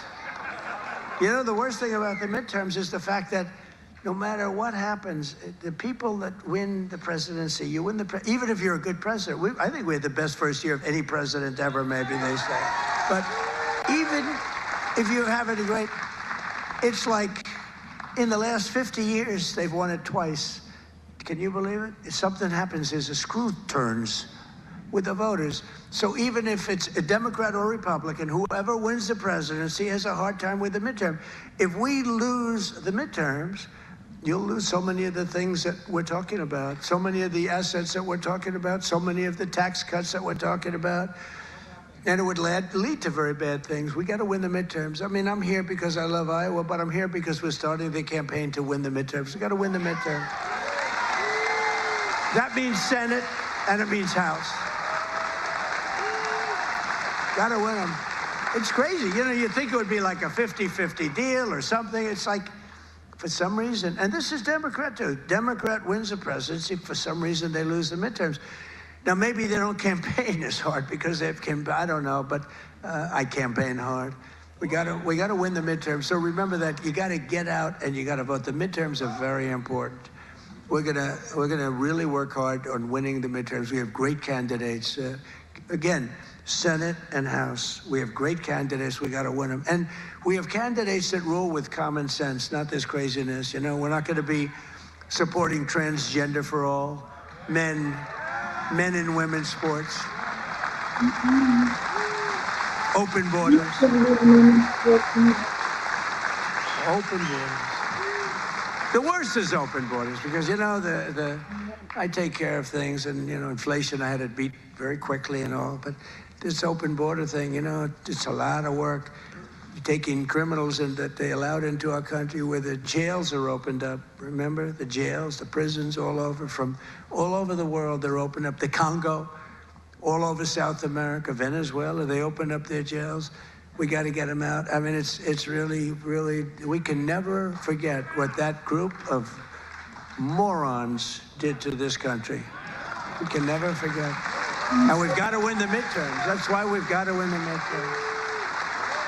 As we bring trillions of dollars pouring into our country from overseas, we're also making America affordable again, a problem caused totally by the crooked Joe Biden administration. I mean, you know, I inherited this problem. They say, prices are too high. I just took over. They said, I'll never forget, I come here, I'm in 3 days, I have a news conference 3 days into my administration. What about the price of eggs? They've gone up like 5 times more. I said, I just got here. I didn't know about it. I'm sorry. And we got eggs down very quickly, remember? But I was standing there. I'm so happy. I just won. I thought the press was going to be so nice. And some lunatic right there, actually. What about the price of eggs? Eggs have gone up. I said, oh, tell me, give me a little, because I don't know. I just got here. I'm sorry. But I fixed it. Now I fixed it pretty much all, but it's going to go down even further. No, but they caused the problem. And then they came up, you know, it's a word that they came up with, affordability. Every time you hear the word, remember, they're the ones that caused the problem. And first time you heard about it was like a few months ago. This election's all about affordability. Well, they're the ones that caused the problem. But nobody knows that. You know, people forget. So they say, oh, affordability, let's vote for the Democrats. It's no, affordability. They caused a tremendous price increases. It was caused by the worst inflation we've ever had. And they come up with this word, affordability.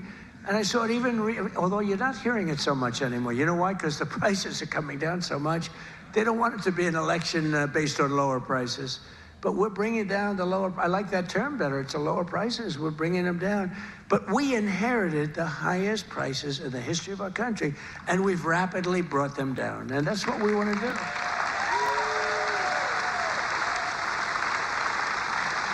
Did you ever see them where they're being interviewed?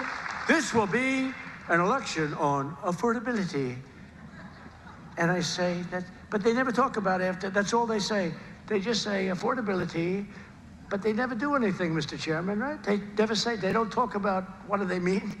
So everyone says, you know, look, you people are doing a lot of things. You're not into politics that much, although you like it, you like Trump, but you're not into politics. But you're not going to go back and examine. All you know is, oh, therefore, I guess that means they did a good job. They almost destroyed our country. They were pricing you out. When gasoline's at $4.50 and now it's at $1, I was told, you know, I was saying $1.99 today in Iowa. I was told that it was $1.85 it hit a gallon in Iowa. And you know, that's like a massive tax cut. That's actually like a massive tax cut. So the Biden nightmare cost a typical American family $34,000 in 4 years, but after 1 year of Trump, real wages are already up more than $2,000. Think of it, that's a $5,000 swing, much faster. Wages have gone up much faster. Think of this than inflation. With him, it was just the opposite. Wages in the United States in the last year have gone up. And remember, the first part of the year, actually you could say almost the first year, I was fixing the country from the horror show that we inherited. Grocery prices, airfares, hotels, car payments, and rent prices have all come down, and they've come down very fast. And thanks to our tax cuts, millions of Americans will soon receive record-setting tax refunds, an average of more than $1,000. Think of that, $1,000 compared to last year, $1,000 just in what you're going to save with some of the tax cuts. And that number goes up exponentially over the course of 4 years. So it's amazing. It's called the Great Big Beautiful Bill.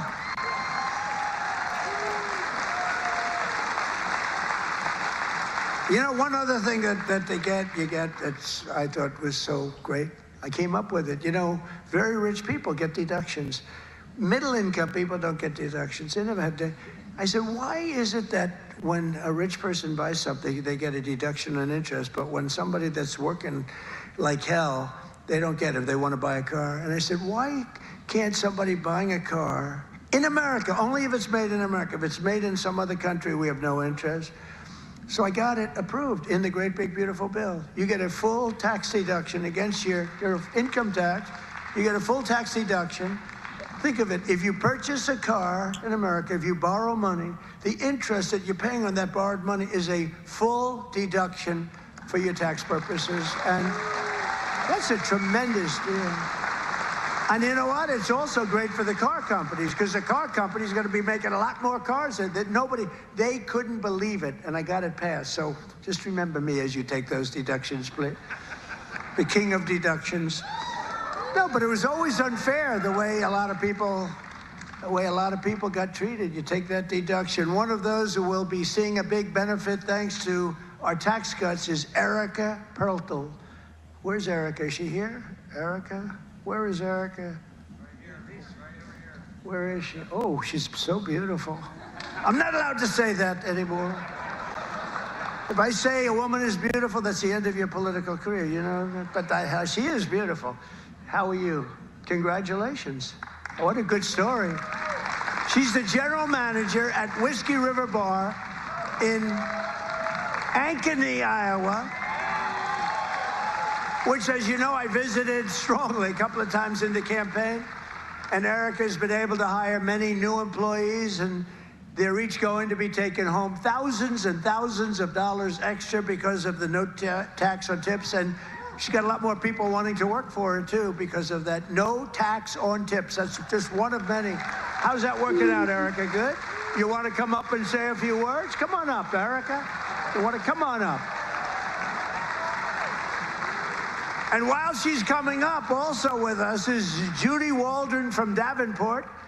Judy works part-time as a bartender, and her husband, Chris, is an electrician who works hours on overtime each week. Their family is going to save thousands of dollars on no tax on overtime and no tax on tips, which they'll use to prepare for retirement. I don't want to Judy. Where's Judy? Hey, what's going on? Come oh my here. God, Judy? it's dark. Come on Wait, up, can Judy, you see get me up or here. no? Come on up. Yeah, I can kind of see you. They're totally Yeah. unprepared for this, but what the hell? Yeah. All right. Well, anyway, I thought. Already 6:01.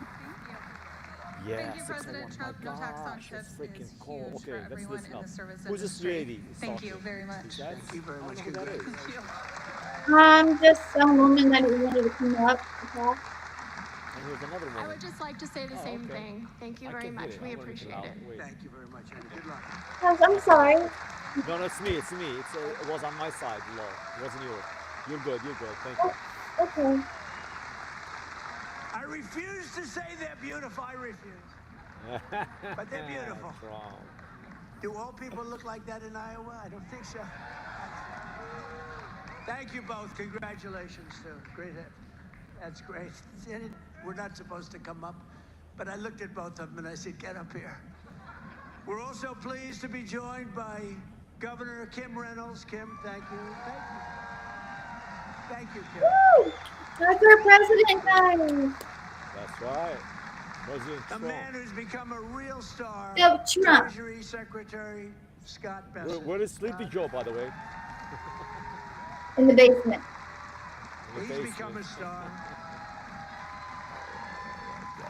And that He's basement. done a real job. He knows his business. Where's the laughing hyena? And he's a big cutter. He cuts On Mars, probably. I wanted the word cuppa as in cup of tea. I thought it would be great. Commercial. These advertisements. Yeah, that's okay. I know.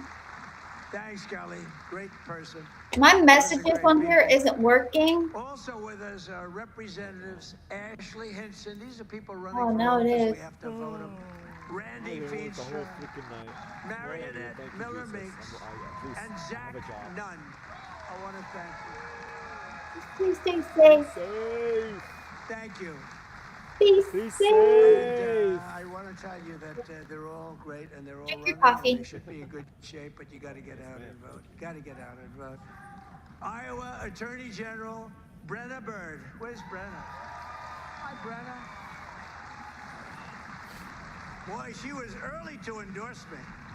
She was so early. We appreciate it. We'll never forget that. That was great. Thanks a lot, Brenna. And you're doing well. I hear you're doing great, right? Thank you. She's running again. You got to vote for her. State House Majority Leader Bobby Kaufman. Bobby. Guys, you gotta move it there. Thank you, Bobby. Great job. Great family. Former state Senate President leader. Now, I have to tell you about this guy. He endorsed me, the first person in the entire United States of America. Yeah. It was a year before I even knew I was running, he endorsed me. He endorsed me because he thought I would be good. I wasn't even thinking about running. He was so early. Oh, what did you say? I said, are you all good? Oh, I'm good, yeah. He was the first person in the United States, before my wife, before my kids. State Senate President. He's a Marlboro man. He looks like the Brad Zahn. Where's Brad? Where are you, Brad? Come on up here. Get up here, Brad. And state representatives Heather Hora, Derek Wolf, Brooke Bowden, and many other wonderful members of the Iowa State House. I want to thank you all for being here. Yes, he does. Look at this guy. Can you talk, Brad?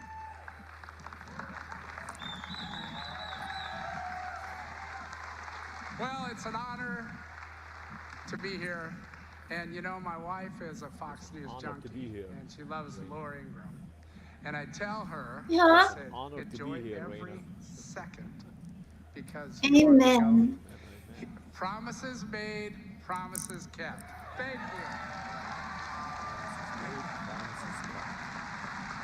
Coffee.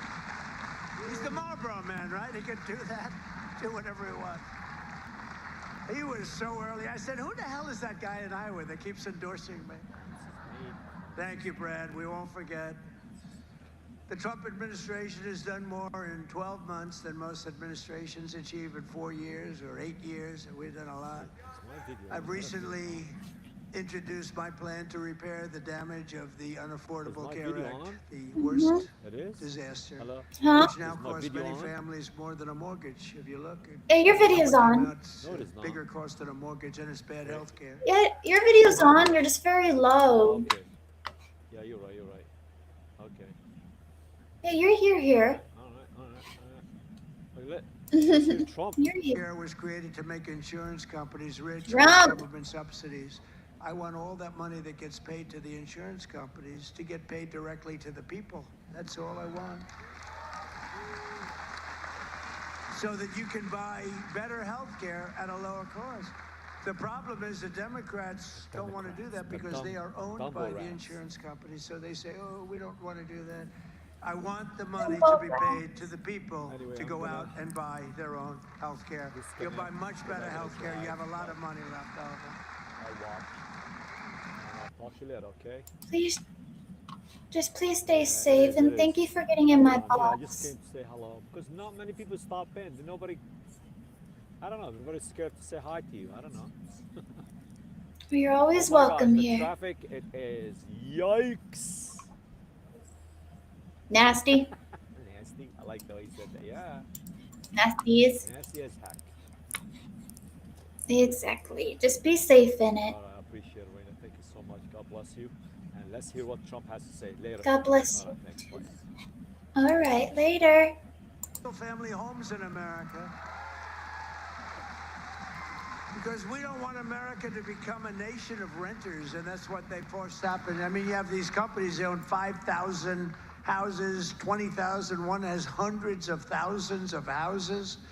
We don't want that. We want people to be able to buy houses. At the same time, I want to keep the value of the house very high of those people who already own a house. We're not forgetting about them because they don't necessarily match those two things. You know, we get the prices down. Well, what does that do? Very important to me, more important to me, is, you know, people have become rich by owning their home. We're going to keep them nice and rich. Is that okay? You know, nobody, I'll bet you've never heard that before, right? But people own a home, and for the first time, their home interest, we're not going to bring that price down. I want to say, let them be rich. But we're strengthening Fannie Mae and Freddie Mac that you've heard about, and in the last 12 months, those institutions have supported over 22,000 Iowa families in purchasing or refinancing, and saved over 3,000 Iowa families from losing their homes. We've come out and really helped a lot of people keep your home. And despite a bad Fed chairman, a guy that has no, we call him too late. He's too late. Jerome Too Late Powell, he's too late. he wasn't too late before the Democrats on the election, and he was too early.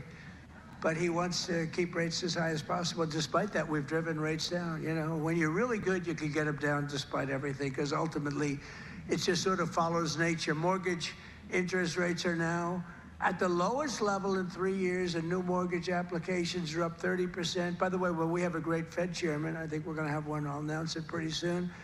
You'll see rates come down a lot. And refinancings are up 100% compared to the end of the Biden term. Up 100%. We're also working tirelessly to bring back a thing called law and order. You know, there was a time.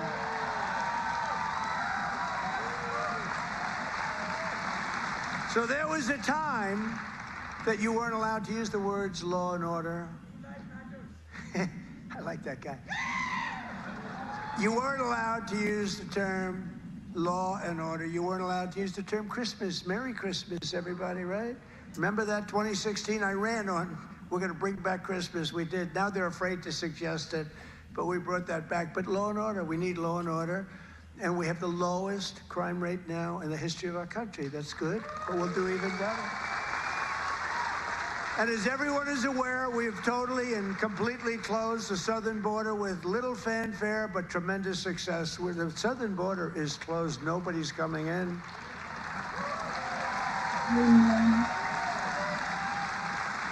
That's right. Nobody is able to come into a country except for those that come in legally. We want to have people come in legally. We need people to come in legally, but they have to show that they can love our country, not hate our country. They have to show that they're not going to blow up our shopping centers, blow up our farms, kill people. They're coming in legally, but they cannot come in unless they come in legally into our country, and we're letting some great people come in. They have to show that they can love our country. They have to be proud. Not like Ilhan Omar. Did you see that wise guy? You know, she's always talking about the Constitution, you know, provides me with the following.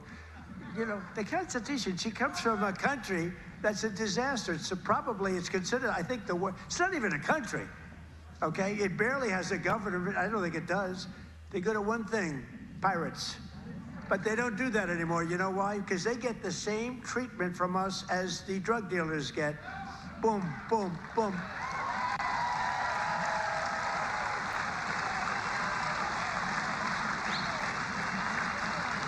I don't care what ship they're attacking. When they attack, when we say them going in, ping, that's the end of that.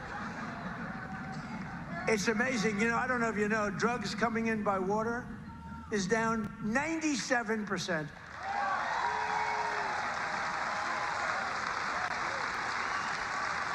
And we're trying to find out who the other 3% is, because we consider them the bravest people in the world. Who the hell are the 3%? But it's down 97%, and now we're taking them down on the land. The land is much easier than the sea. You had to do the sea first, but the sea is done. We haven't exactly helped the luxury fishing business, I would say. Would you like to go fishing? No, thank you. I'd rather. Let's go deep sea fishing today. Let's go on a little boat deep sea fishing. Sorry about that. But it's down 97%. We've done a job. I'll tell you, we've made our country respected again. The greatest military. We have the greatest military in the world. You know, I rebuilt our military in our first term, and we have the greatest military in the world. So you read much about Minnesota, where, unbeknownst to the public, we have brought down crime very substantially in Minnesota. We've taken out thousands of hard criminals, hardened, vicious, horrible criminals. You don't read about things like Washington, D.C., where there is virtually no crime, and it was horrible a year and a half ago. Memphis, Tennessee, which was a real disaster, and now it's down. Crime has dropped by 78% in the last 2 months.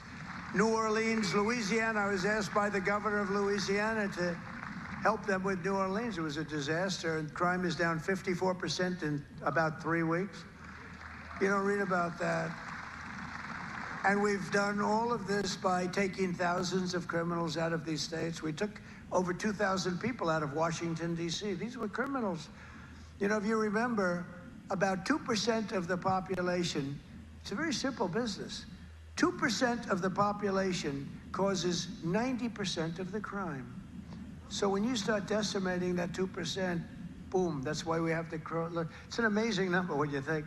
It's just crime over and over and over. 2% creates 90% of the crime. Isn't that amazing? Not that complicated, is it? In 1 year, we've achieved the largest drop in the murder rate in the history of our country. Drug overdose deaths are down by 21%, the largest drop ever recorded. We got to do better than that. And I've designated the drug cartels as foreign terrorist organizations. Big deal. And despite the strong efforts of the fake news media, we are starting to see the historic success reflected in tremendous polls. We have great polls. In last week's Rasmussen poll, we're leading among Hispanic voters. We're leading by a lot. Nobody's ever seen a Republican lead among Hispanic voters. You know, Hispanic voters don't want crime. People don't realize that. Hispanic voters want strong borders because they know what's coming in and they don't want them. They're great. They've been great. We did so great in the election with Hispanic voters. We did so great with black men. We did so great with white everything. In yesterday's RMG poll, a clear majority of Americans support our deportation policies by a margin of 10%. Now, I don't know why 10%, because I don't think it's even, I mean, wouldn't you say like 100%? Who the hell would be against? Maybe somebody that hates our country. In a recent Harvard-Harris poll found that 80% of Americans support our unprecedented operation to deport criminal aliens. In other words, 80%, that's more like it, of the people support our operation to remove really dangerous, bad people out of our country.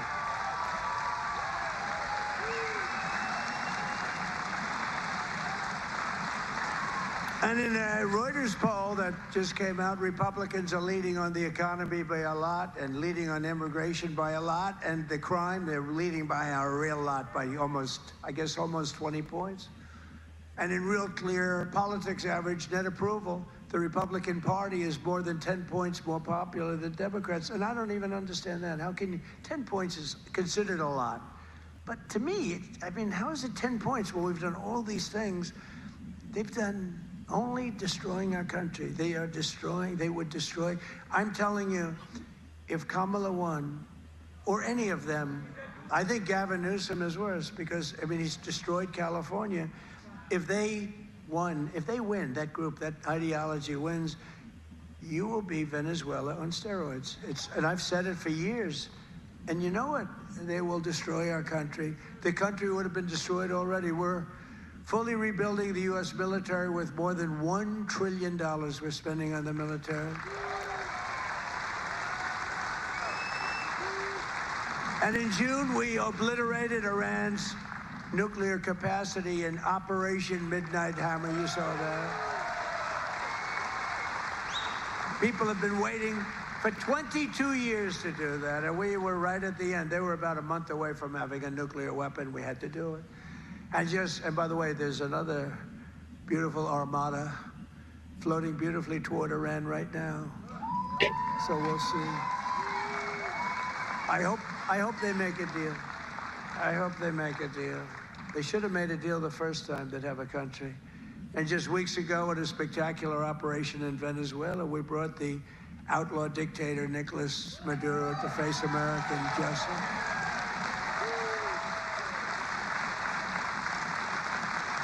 In one of the most brilliant, lethal, quick, they've never seen violent operations ever seen, military operations ever seen. Nobody was killed, not on their side. A lot of people, unfortunately, I have to say a lot. We went into a very big, powerful military base with a group of unbelievable, talented, patriotic people that love our country. You couldn't hold them back. You know, the weather was off for 3 nights. It was not good, so I delayed it. The next night it was okay, but not great. I said, General, sir, they're ready to go. Sir, they're okay. I said, but the weather's a little bad. I said, sir, they're ready to go. I said, God bless you, General. And boy, did they do a job. Joe Biden and his allies, in conclusion, in Congress did everything they could to destroy our country, but they failed. And today, after just 1 year since my second inauguration, you know, we have a new hat. It's called America is Back. America is back. Our border is secure. Our spirit is restored. Inflation is stopped. Incomes are up. Prices are down. Our economy is roaring. Our workers are thriving. And our country is winning again, winning like never before. We've never had a period of time like this. You've never had a period of time.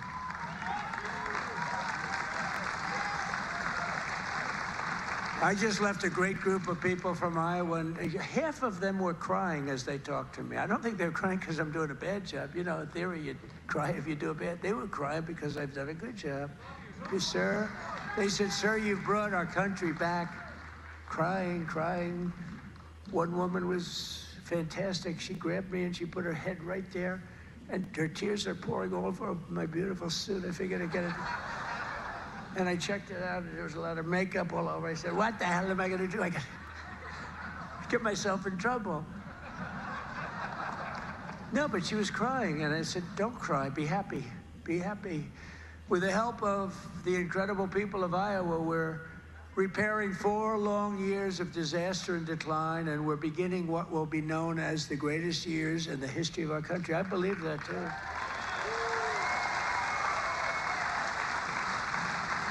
We are entering a period that will be called the golden age of America. That's what's happening. So together with all of you, and you were with me from the beginning, all 3 times we won by a lot. I don't know if you remember, but before I got involved, this was really a bad state. You know that. I don't want to bring it up.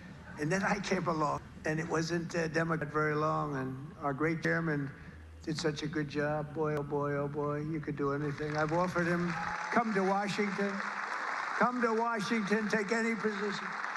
But he likes it. He just doesn't want to leave. I think he just wants to stay in Iowa. I don't blame you, but you are. To the early risers, work through lunch. We came along. This used to be a Democrat state, and then we turned it. Barack Hussein Obama, have you heard of him? He won both times, didn't he win both? He won twice, you know. Barack Hussein Obama, wonderful president, really brought people together, didn't he? But Barack Obama won twice, you know, and so everyone said, well, Iowa, you know, they had this down as not winnable, and we won in a landslide. 3 times we won in a landslide, so.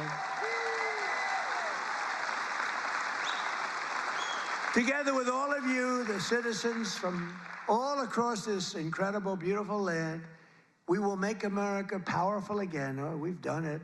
We will make America wealthy again. We will make America healthy again. That's happening. We will make America strong again. We will make America proud again. We will make America safe again. And most importantly, we will make America great again. Thank you, Iowa. Thank you. Thank you. All right, President Trump there wrapping up these remarks there on the...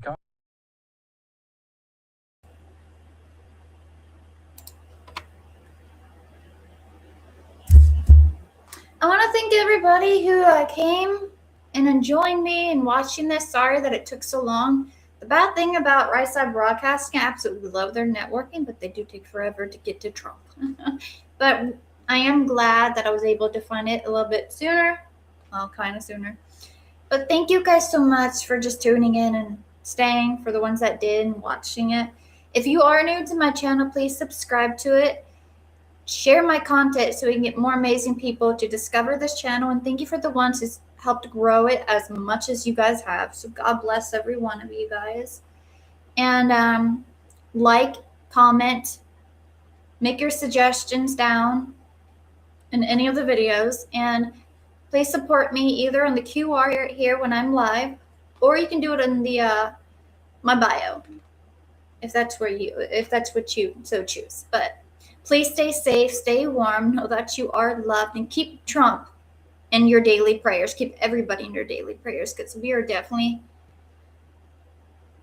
at a war. And keep the ICE agents in your prayers too, because they're going through a lot right now. But thank you guys so much. God bless every one of you. And just stay safe out there, because the weather is bad.